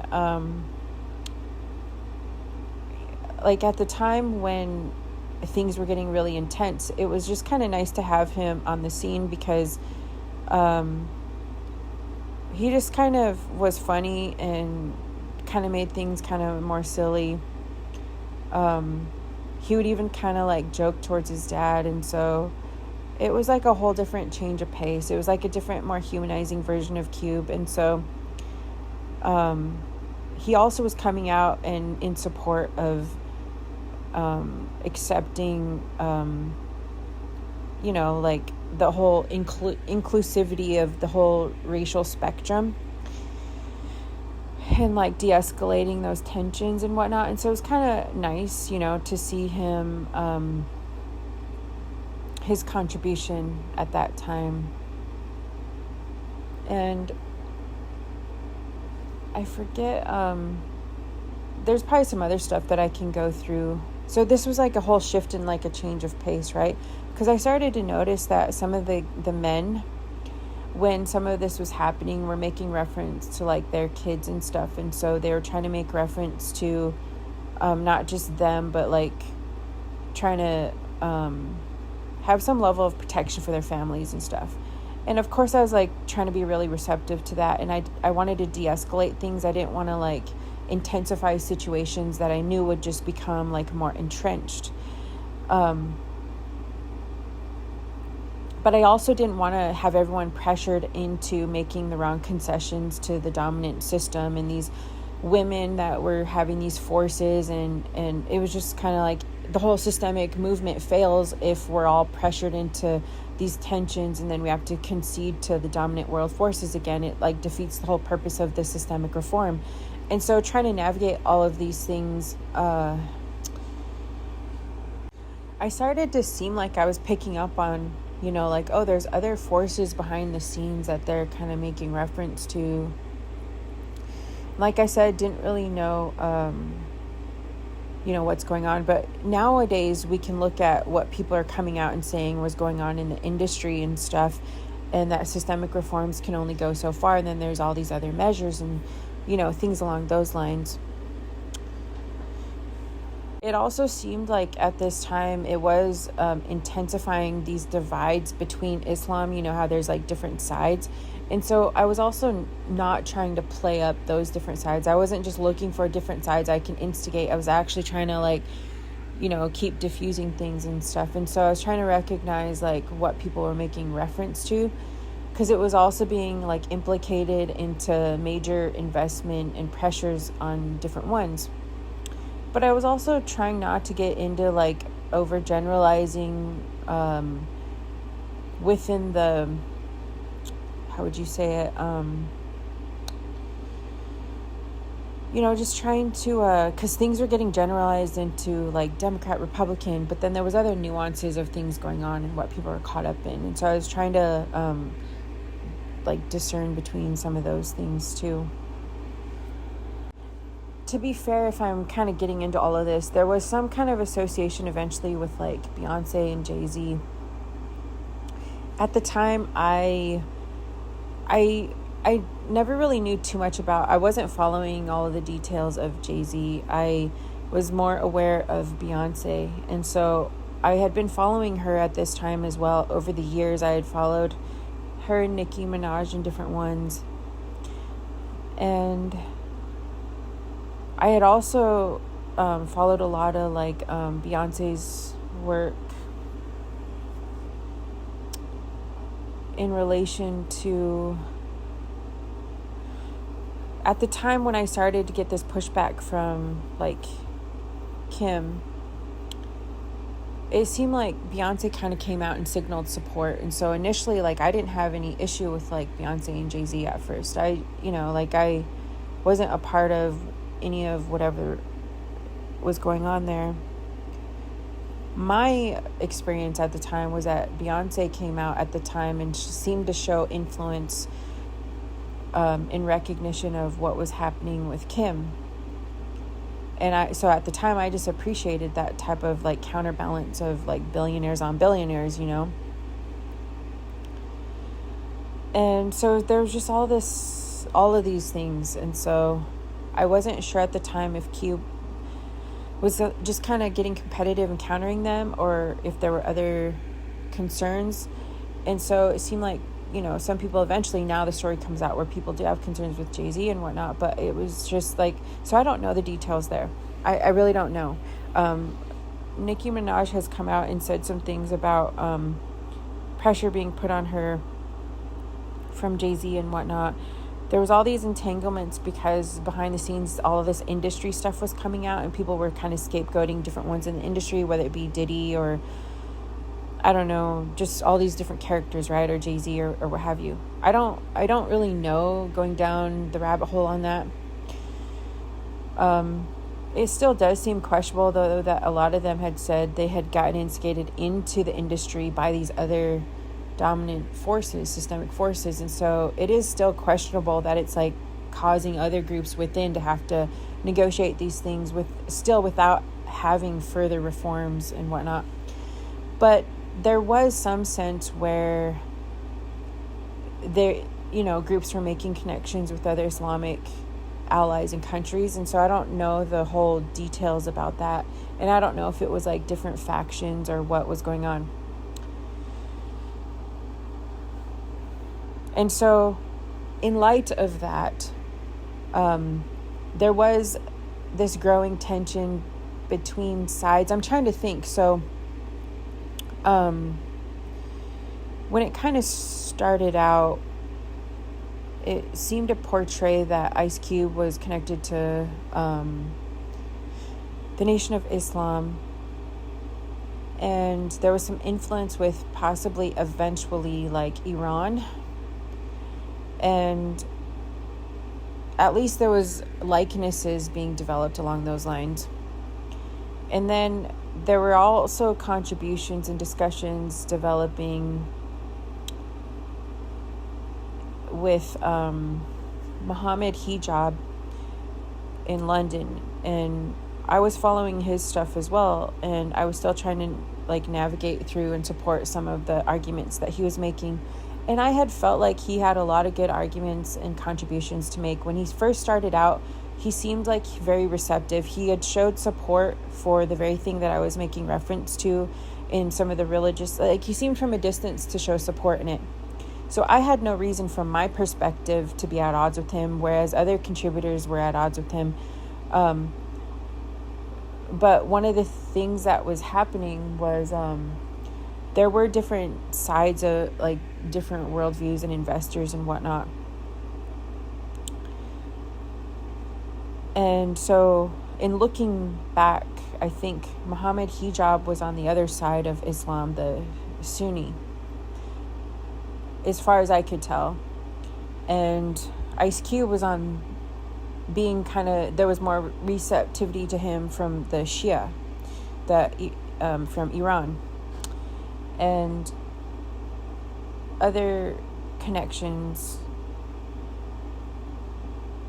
And so around that time, then Andrew Tate, so I hadn't heard of Andrew Tate. And then actually, strangely, I think I heard of him from Ice Cube's son retweeting something about him, because I guess, like learning later, Ice Cube's son follows a lot of, he does kind of like the wrestling shows and stuff like that. And he did seem to be trying to keep the pace with like other storylines and stuff too. And so just all these characters, I felt like there was so much room for like potential, and at least in reference to what I was working on, they had showed good measure in signaling support for some of these efforts. And so I had no reason on my end to like try to scapegoat any of them. So like that was my initial introduction. I didn't do the whole rabbit hole deep dive of like every little thing that they were a part of initially, and there was just too much snowballing. So I think I got introduced to Andrew Tate through Cube's son by retweeting him or something. And so I kind of follow him and I start seeing him in my feed. And so then I noticed that he's a friend of Muhammad Hijab at first, because he had just converted to Islam and he was kind of living in that area. And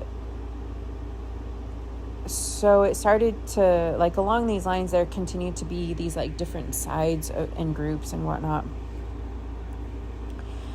And so he seemed to be representing a different side of Islam, and then there was this other side of Islam. And so I don't know if they were just making reference to, you know, like possibly even like Jay-Z being on the other side of these influencers or not. I'm not really sure where they were coming from, or if there was like other questionable investments, you know, maybe a variety of all of these things. And I don't know if it was just playful or if it was just the continuation of these different sides doing their little like versus battles, because other groups online were like kind of instigating and growing this network of these versus battles. Once it got into the versus battles, I wasn't following it, because I just didn't want to get into the versus battles. I wasn't trying to make people fight. I wasn't trying to like instigate these things. I was trying to like prevent those things. And I also was trying not to, you know, get it, you know, like develop it into just these types of like attempts for like channeling energy. I was trying to like bring some corrective measure or whatever. But I mean, I know some people kind of do their little like some of these other online theatrics and stuff. So anyway, though, I'm just saying I wasn't following all of the. I could see little hints here and there where they were doing these like battle verses and stuff, and so some of it was just like a play on things, because in their actual lives they were going on shows and having good in-depth conversations and doing other stuff too, and then they had these theatrics online and whatnot. So initially, when I first got introduced to Andrew Tate, he was friends with Muhammad Hijab, so he was kind of on the other side of things. Muhammad Hijab wasn't exactly on par with like the same level of Islam as Ice Cube was, but it didn't seem like they were trying to like combat it directly, but there was some negotiations going on, and they were trying to represent like some of these developments and stuff. But initially then, Andrew Tate, I guess, like, so then I started seeing him more in my feed, and he had made reference to some things that seemed similar to what I was making reference to. I'd made reference to a lot of different, like, Game of Thrones, and I had made reference to the Jon Snow character, as I was saying before, simply because people were in this battle, and they were making reference to all these movies and whatnot, and so I'd made reference to Jon Snow so that it was this signal of, like, my intention was to portray getting beyond the Game of Thrones and like kind of remedying it. And so when I first stumbled upon Andrew Tate's content after that, he had posted something about the Jon Snow he's in that scene where it's just him standing there, I think with a sword or something, and he's on the ground, and this whole like swarm of this army is coming towards him, and he's like standing there to defeat it, or whatever, like one against many. And so he seems to kind of make that reference as like kind of being the fighter, or whatever. And so then at least it gets my attention, because I'm like, okay, who's this character? And this thing is like snowballing and snowballing and snowballing. And so he starts kind of doing these funny things where he's making reference to battling Ice Cube's son, or something. It was like these versus battles. And then so it gets into all these things.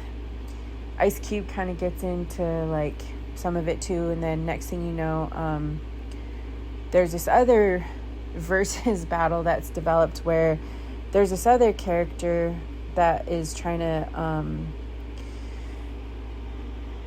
get involved in like some kind of fight. I forget what it was. It's the what is that guy's name? He ends up being Snoop's fighter. It's the guy on the other side. The Paul guy, I forget his name now. I'm just like, I think people know who I'm talking about. The white guy, he's like, the one that just in the last few years fought Tyson, I believe it was. And people were portraying this whole thing as like white versus black and like this whole thing. But, he ended up being really gracious about it. And so anyway, at the time then it was kind of turning into this like they're picking their fighter and this other fighter and this and that and going back and forth. So maybe some of that was just like all fun and games, or whatever. So that was my initial introduction. I didn't know like to what degree Andrew Tate was involved in all of these other things. So I kind of watched some of the shows and I'm like, okay, I can kind of see what kind of character he is. He seemed to try to be arguing the points though for like Islam, and then his brother was Christian, so they were doing this whole thing. But people know what their character is like, right? They know like their involvement. At one point though, he seemed to be showing reference of critiquing like the Kardashians and different ones, but then later he got embroiled in like getting arrested and all of these other things. And so I guess he had these allegations of being involved in some of these certain exploits and possible trafficking. And so then his argument was, kind of like that, like different forces were kind of entrapping him in these allegations and whatnot. And so it was around that time then when, like, that was kind of some of the story that people had. And then Candace Owens had him on her show to, like, kind of give his whole spiel and story. And then he was on Piers Morgan and whatnot. Eventually, though, he got caught up in a lot of other things, and then he started kind of shifting on his like platform, within Islam. And so then there was concerns from the Islamic community as to if he was like a good role model for their efforts and whatnot. It just started like escalating into all of these other things and all of these other associations. And so I guess, in retrospect, I had mentioned that it seemed like there was like some contention there, but I don't know if it was just a play on word, like it was just like part of the theatrics. But there did seem to be, over time, strategic investments from some of these characters and other associations of investments. And so I'm not really aware as to what other kind of deals that he ended up having to make, because then he went through this whole other ordeal. And then just recently, was it yesterday, we found out that he got arrested again. And so I guess some of the concern there is, and I don't even know if it's true, that eventually under so much mounting pressure, he ended up possibly by proxy having to make some like deals with certain portions of Israel, which then you're starting to see various ones caught up in some of these networks, these allegations as to like that's what they're ending up having to do. And so then it is this question from some groups in the Islamic community where they're questioning some portions within Islam that are combating other groups within Islam, where behind the scenes they're making deals with Israel within questionable investment antics. And so that's what I don't know. And I don't know if, originally when they were, seeking and being platformed to speak out against some things, if instead they had gotten to a point of having to make some of these like questionable deals or infiltrating some of these movements. And it's really hard to say. They're kind of getting to the point where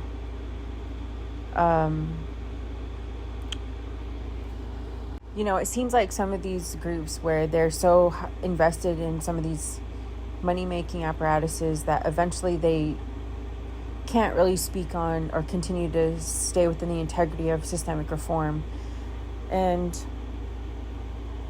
so I don't know, there's other angles to kind of take on some of this. Different ones had come out and said that he was kind of packaging himself in this, having the feminist movement weaponized against him. But it seems like another scenario, though, where that could be an instance where there's like some legitimate concerns, where it's not just like this false animations of things. It could legitimately be concerns of his involvement in some of these like investments that are connected to these other types of like systemic influences. It's hard to say. I don't know, like everybody deserves due process and whatnot. But some of these characters end up over time making these types of questionable deals, and then it's really undermining the efforts to reconcile things with Islam, to reconcile systemic issues and corrective measures and stuff like that.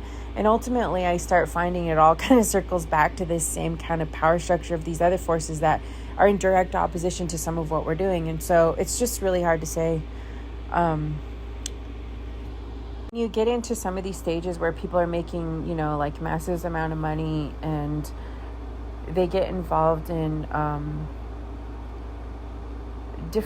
whole different level of investment and whatnot.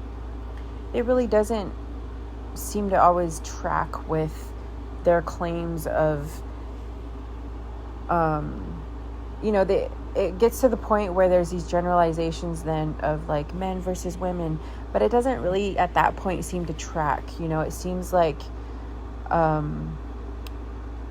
don't know, I'll have to kind of think about that a little more, because I'm thinking of some of these characters once it kind of got to that level. There really are some questionable things that they could be involved in and whatnot. It isn't just a matter of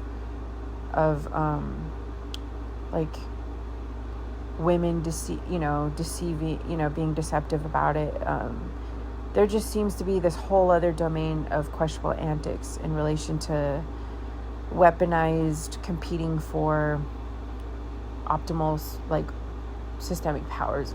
Not optimal, but like the supreme, I guess you could say, like, forces and powers and whatnot. Anyway, there'll probably be some more that kind of surfaces. I was trying to avoid getting into some of the details of this, but it is still one of those things where when I look at it, I guess it does really speak to, as I talked about stuff that happened at Evergreen and some of these other, discussions. It does get to the point, though, of where people talk about, like the tangible things that we can do for our communities. What is it that speaks into what we're actually trying to do in a tangible type of way? And I talked about this before when I had done the video about when people are just trying to demonize socialism and whatnot, that there are, some practical approaches to like what's being attempted there.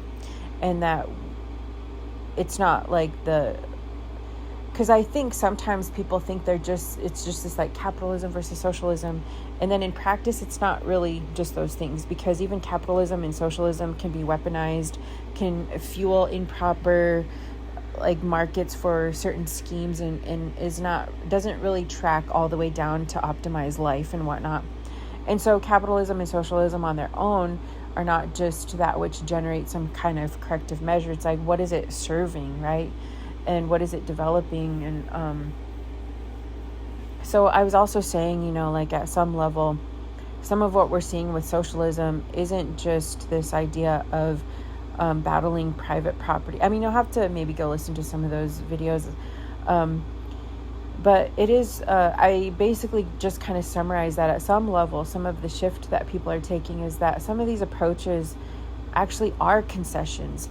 They actually aren't just needing to get to, some of the arguments in the public square for these like racial divisions and hostilities between groups is like, it kind of gets to this question of, well, we can never go back. We can never go back and make things right. There's no way to make it right. And, or other groups will double down and just say, no, we'll never concede that anything we did was wrong.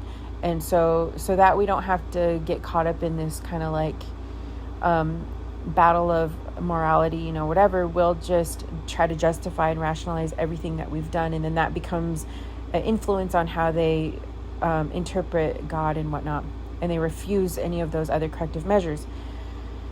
The thing that's different for what I'm attempting is I'm not trying to say like kick everybody out and go back to square one and as though that's going to remedy the world, as though we can do that.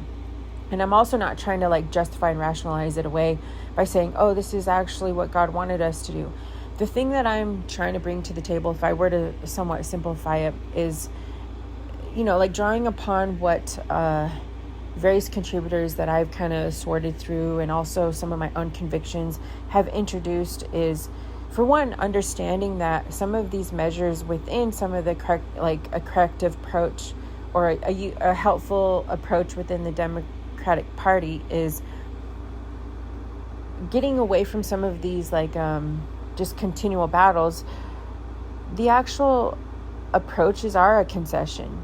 The actual approaches, so to back up for a minute, some groups will say we can never give any ground to socialism because it's just refusing any kind of private property, and if we don't have any property, then we're fully dependent on the system, and they just want to make us all dependent on them so that we can never have any standards of God and whatnot.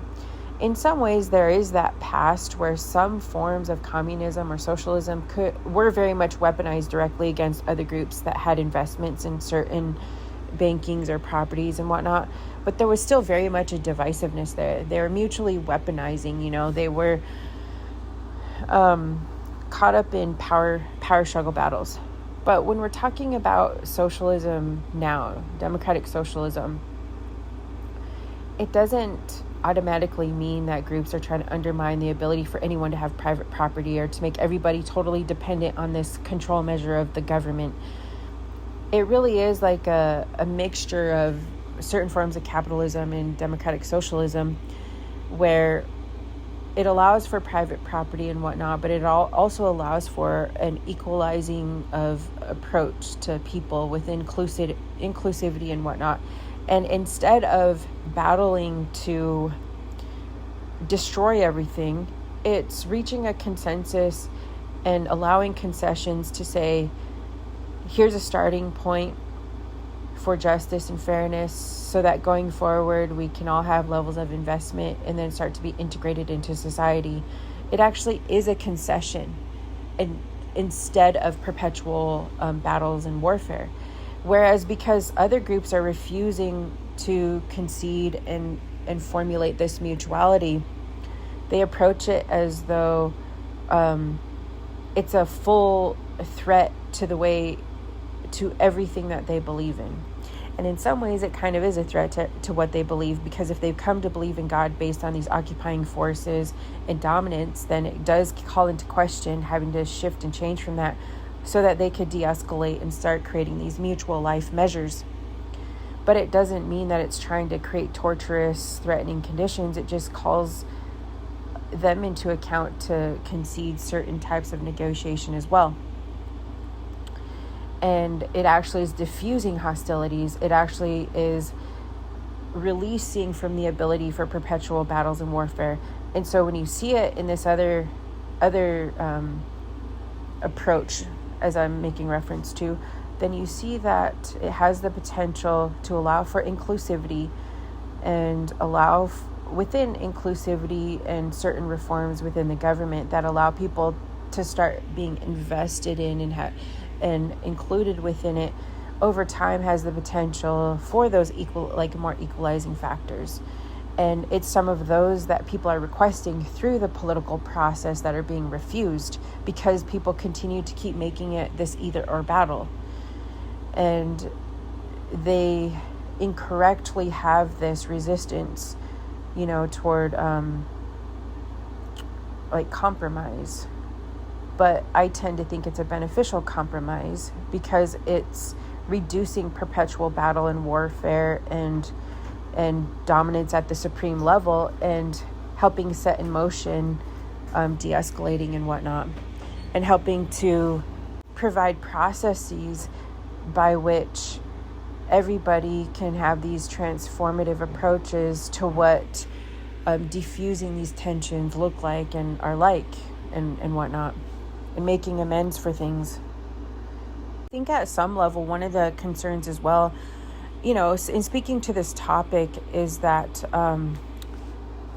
people are tending to, instead of having these types of, approaches for this mutuality, they're tending to side with different forces connected to or signaling connection to systemic powers and structures, and through those types of frameworks trying to negotiate a type of moralizing of things, but it really isn't through these actual change mechanisms and transformative values and whatnot.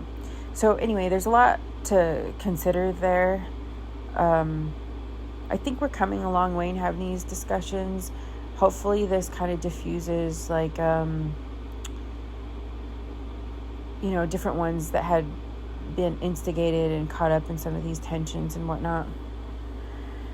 I do think, though, a lot of time has passed, so I can't really speak on... I'm making reference to the past because it's kind of resurfacing now. A lot happens in a year, a lot happens in a half a year, and it could be that some of these characters have already signaled, diffusing some of this stuff and shifting gears and things, and I haven't followed all of them, so maybe they had already done some of that. I'm not trying to rehash some stuff or, develop it into some of these other things. Some of my main goal is I keep having some of these women, these powerful women like the Kardashian Jenners, targeting various ones, and they seem to be infiltrated in a lot of these different measures. And at the end of the day, it's to give some corrective approach so people can kind of see at least where I'm coming from. Since I'm trying to resolve for systemic reform and corrective measure, even to the point of opposing world atheists and different ones that speak on in reference to these world systems and whatnot, I'm not looking to have done all this work and sacrificed my whole life for it to simply try to be forced into these improper connections with these women that I feel are doing very questionable things. Like if they it's not as though their measures are producing the corrective outcomes or like some kind of clarification along those lines. Really what I'm thinking, if people are trying to understand where I'm coming from, is, so people might wonder, well, what do you think? Are they just going to be outed, or, is there going to be some kind of like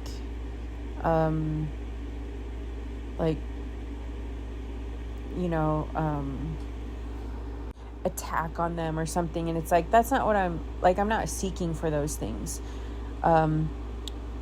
If I were to try to speak more clearly on it, is, for one, I tend to think the reason why I'm bringing up some of these other, it's not as though these other characters involved are not responsible for some of their own behaviors and whatnot, but to some degree, yes, there is that. And it's not as though like I'm trying to make everything, like see everything through rose-colored glasses, as though these different characters haven't been involved in their own doing of like entanglements and whatnot. But I've noticed at least the consistency of some of these other infiltrated platforms and influences, and these characters are pretty much consistently involved in it. And I don't think they have my well-being in mind, and they are directly seeming to be opposed to everything that I'm doing.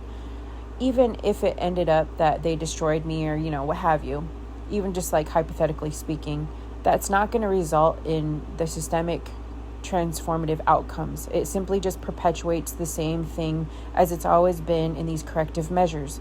And so, for one, that's not really like a successful outcome, not in my estimation, obviously, because then I'd be, why would that be deemed successful in my eyes anyway? So, and then another approach is that their pressure causes me to like simply just concede to how they've forced everybody else into deals like forced upon them through these measures. And then, of course, that's not a result of like a favorable or corrective measure either, right? Or they can get me to like perpetually oppose them in the framework that they, continue to approach things. And then that improper framework and activity also isn't a corrective measure either. It just kind of keeps feeding the machine, it keeps feeding the whole like corrupt system. And so at some level, I'm not saying, I can't really say here or there what happens to them. I tend to think it's through their own measure of, like they develop the outcomes in their life by some of the things that they're doing. And I mean, there does come a point, like I had said to them years back, I said, hey, I tend to believe that I'm working on behalf of like systemic reforms. And I tend to think, and I had said this several years back when I started to see them doing these questionable things. And I had said something to the effect of, I tend to believe that this is going to be a world shift, because I can kind of see it connecting various ones.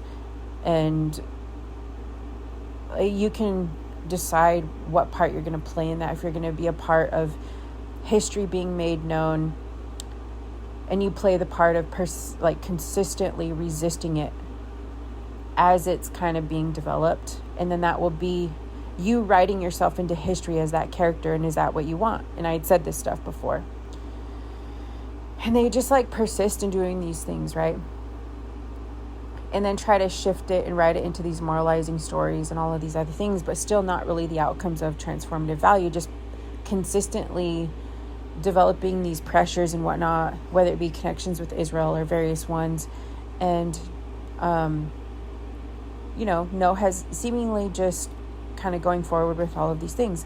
So I was thinking about this the other day, and I was spending some time thinking about it, and other groups that they had seemed to like recruit to be involved in these schemes, where different ones are instigated into these pressures, and then they are like come in and generate them into like, play along to this, doing this, we'll protect you, just fight these battles. And so you have people investing in all of these different things and whatnot. So anyway, I'd felt like, well, they're just using the population, because most of these people, you're having to corrupt them with social media, like divisiveness that most people don't know. And so you're actually using people to generate as a buffer, and you're like sacrificing lives just so you can keep these false stories going. And so then I try to bring corrective measure, and then they'd pin me as being divided against other people and all of these other instigated moves. So anyway, so this is when I had said, like, I do believe the outcome of this is going to be shifts on the world stage and connections and whatnot. And like, that's when I had said, like, do you really want to be the ones within history, possibly within like documents of history, that are playing this role of opposing world shift and world change, when you've tried to develop yourselves as being that which is the guardians of like systemic reform? But it's like, all these exploitative measures. Anyway, so I was thinking about this the other day, and I was thinking, do people not understand, what I'm getting to? Like, is it enough for me to explain? So I was trying this on in my mind, and I was thinking, what do I imagine would be the outcome? And also some of these other characters that they kind of directly implicated into some of these reforms tied to this dominant, corrupted system, connected to these other investors, and it's this whole debacle, right? And I think at the end of the day, and, maybe this isn't what people like to hear, because they kind of want to see somebody get what they, seem to deserve and all of this stuff. And who knows, there's still, people there, that's just, some, like I said, some of the outcomes of the things that we do. But then at the same time, when horrific things happen, it's because a lot of us are also caught in the crossfire of this perpetual horrific state of things that are being like perpetuated. So there's just all these atrocities. And so I was thinking about it, and I was kind of like, all right, God, I was imagining, I was like, how do I address this? So I was kind of praying about it a little bit, and I was just thinking about stuff. I had it on my heart, and I was like, how do I address this? And I was thinking in my mind, like, is this where I need to really do the difficult work? Because I know what this is like. I've done this in the past. I've had to go through stages. I remember, like, far back in the past, I had this one situation I was very much entrenched in, and I went to these people, and we kind of prayed together, and I just could not have a breakthrough. I was so burdened down by it. And then eventually, one of the ladies spoke up, and she said, when they were praying with me, because I was just really going through this was when I was younger, and it was just a lot to handle at the time. There was a lot of moving parts and a lot of different things going on at the time. And she had said something like, do you feel guilty? Like, do you feel like you played, incorrect part in this? And at the time when I was young and I didn't know how to like navigate some of the stuff, because in retrospect I'd maybe think differently about it, but at the time my perception was like, yeah, I felt guilty. I felt like I was involved in something that was incorrect.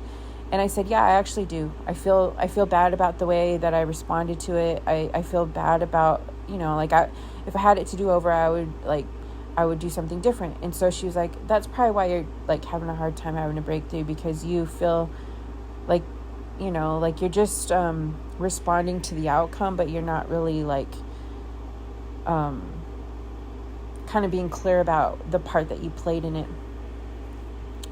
And so then we kind of prayed about it, and I, kind of talked to them about like some of the things that I had felt bad about. Anyway, so we finally kind of had more of a breakthrough, and I felt more a relief of the burden. I was young though, and I also look back, and I know that I also had this issue where I knew how to like guilt trip myself a little bit. I feel like I've come so far then, and there probably were corrective measures, but my main point here though is I know what it feels like at different scenarios, at different seasons in my life, where I really have to come to terms with where am I at in this? Do I need a breakthrough? Do I need to confess some things? Do I need to offer some level of forgiveness, or this, that, the other? I know what that feels like. And so I was kind of entering into this moment, and I was like, all right, God, like thinking about it. And I was like, at the time, I don't think I vocalized this too much. I was just more thinking about it. I had it on my heart. And I was kind of having a quiet moment. I think it was actually when I was doing my whole yard work thing, when I kind of chill and think about stuff. And so this idea surfaced, and it was this question of kind of like forgiveness and stuff like that. And I was like, all right, here we are again. Here's another one of these stages of questioning like forgiveness and stuff. And I thought about it, and I was like, all right, God, is this a stage where I need to just like kind of come to terms with this and like offer a little forgiveness and remedy some of these things and whatnot, and just kind of help me if I need to do that, if that's the time for this? Because I know there's a time where there needs to be corrective measure, and then I know there's a time for forgiveness and stuff like that. And it's not so much that I'm not feeling the ability for forgiveness and stuff. It's more of so here's kind of the thing that I started to think about. When people talk about like forgiveness and stuff, they don't always look at the work that like the follow through of the whole revelation and path of Jesus. And so one of the things that Jesus did is he kind of mapped out the whole sequence of from the top to the bottom, the whole way through, a breakthrough even into the heavens, of mapping out what freedom is, what liberation is, and whatnot. If he had just come into the scene to just say, hey, you're forgiven, you're forgiven, you're forgiven, we never would have got the full mapping of how to reorder our lives, how to kind of see the entanglements of all these behavioral dynamics, how to actually be free from them, how to prevent them. And it would have been really irresponsible for Jesus to kind of just leave us with these scenarios where it's like, oh, horrific things are set in motion to happen to you, but just offer forgiveness, and then just keep offering forgiveness, keep offering forgiveness. Like, you would think Jesus would have been giving us a way by which we can navigate all the way through to prevent the most horrific things, to bring a corrective measure to the system, to align things in a corrective measure, to learn from the mistakes so that we understand how to reorder some things.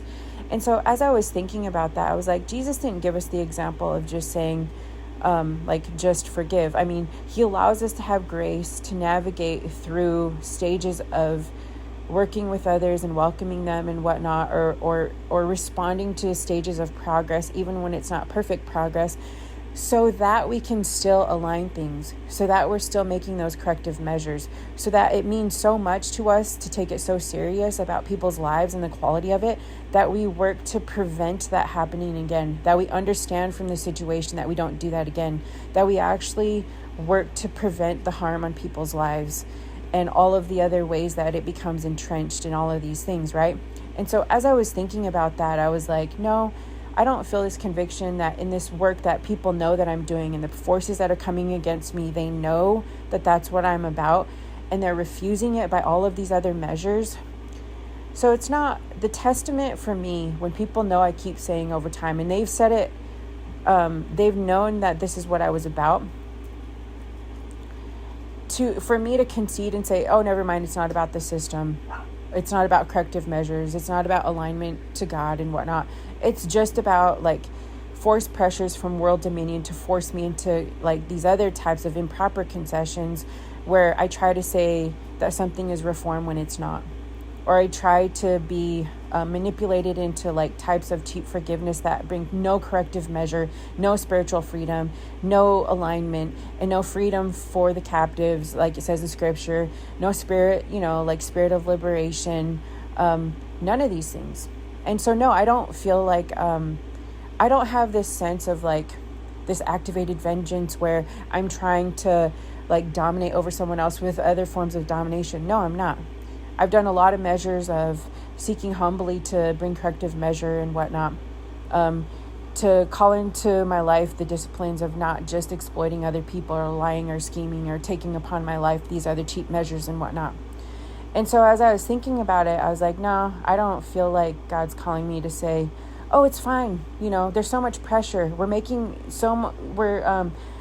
putting so much pressure and occupying force on people's lives that we want you to just say, it's fine, it's okay, this is the testament of God. It's like, look, you could take me out, or whatever. And I've kind of settled my life in the sense of saying, of course, that's not what I want. Of course, we want to like live through the fullest of our testament and whatnot. But I'm not going to go out saying that something is God when it isn't. Or I'm not going to go out saying that systemic reform and the alignment of the Spirit has happened when it hasn't. And so a lot of what, so there's all these other forces and stuff, and so then as I was thinking about it more, and I was like,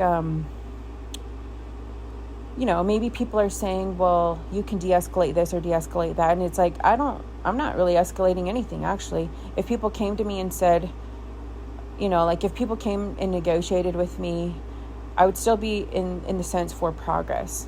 There are still some senses where I could still name it and say, okay, because of the occupying forces, because we're not still at freedom, let's make these concessions. But I'm still not going to say it is freedom or this is the truth, when it isn't. And it seems like they just don't want that. It seems like they just want me to stop trying to be about what the truth is.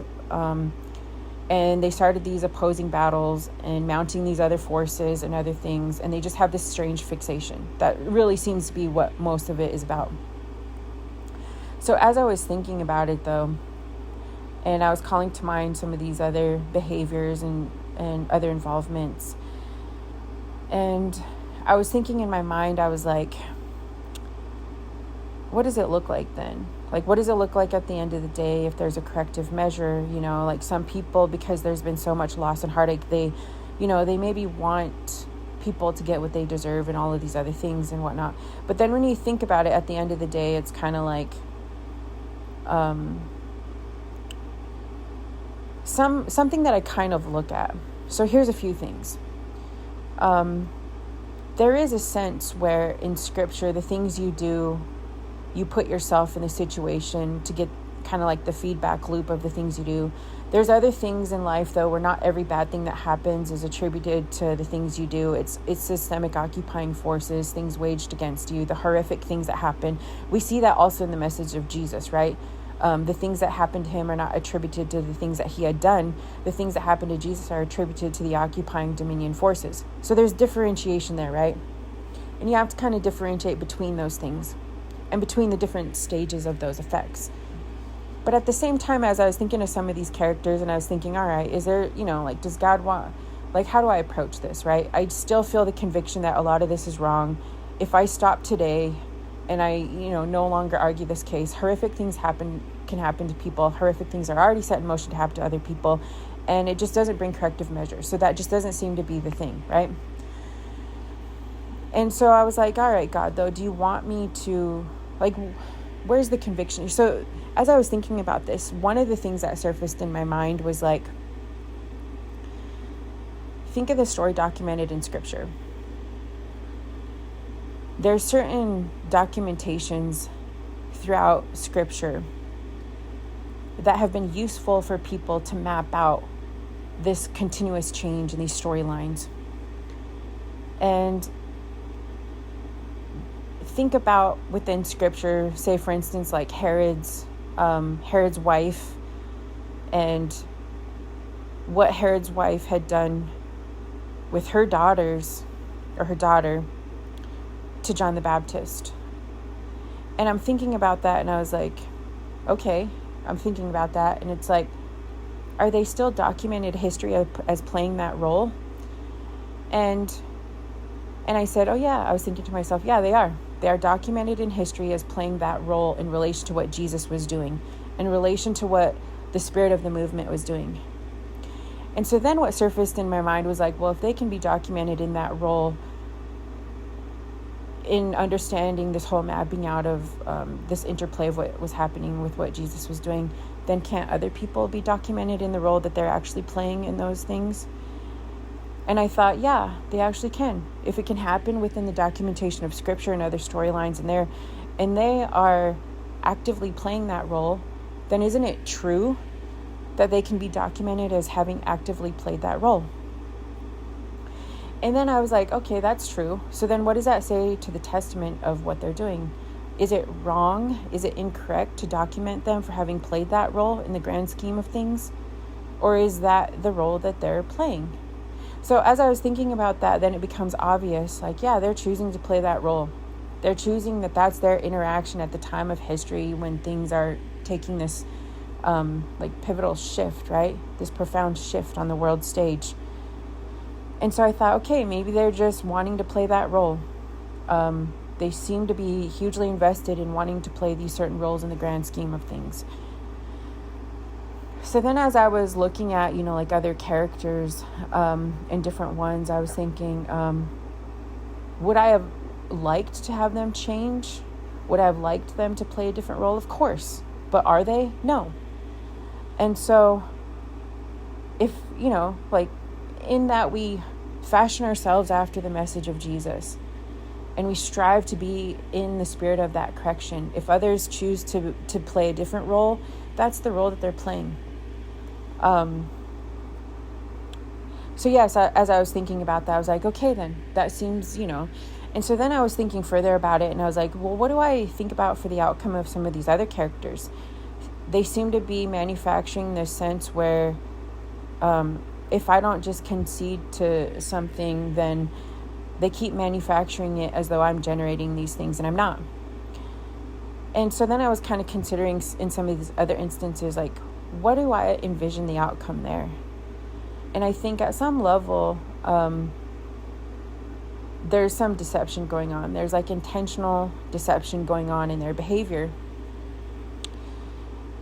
And at the end of the day, all I want generally is, at some level, it's just basically when people understand what's actually going on, you don't have to like impose violence on them.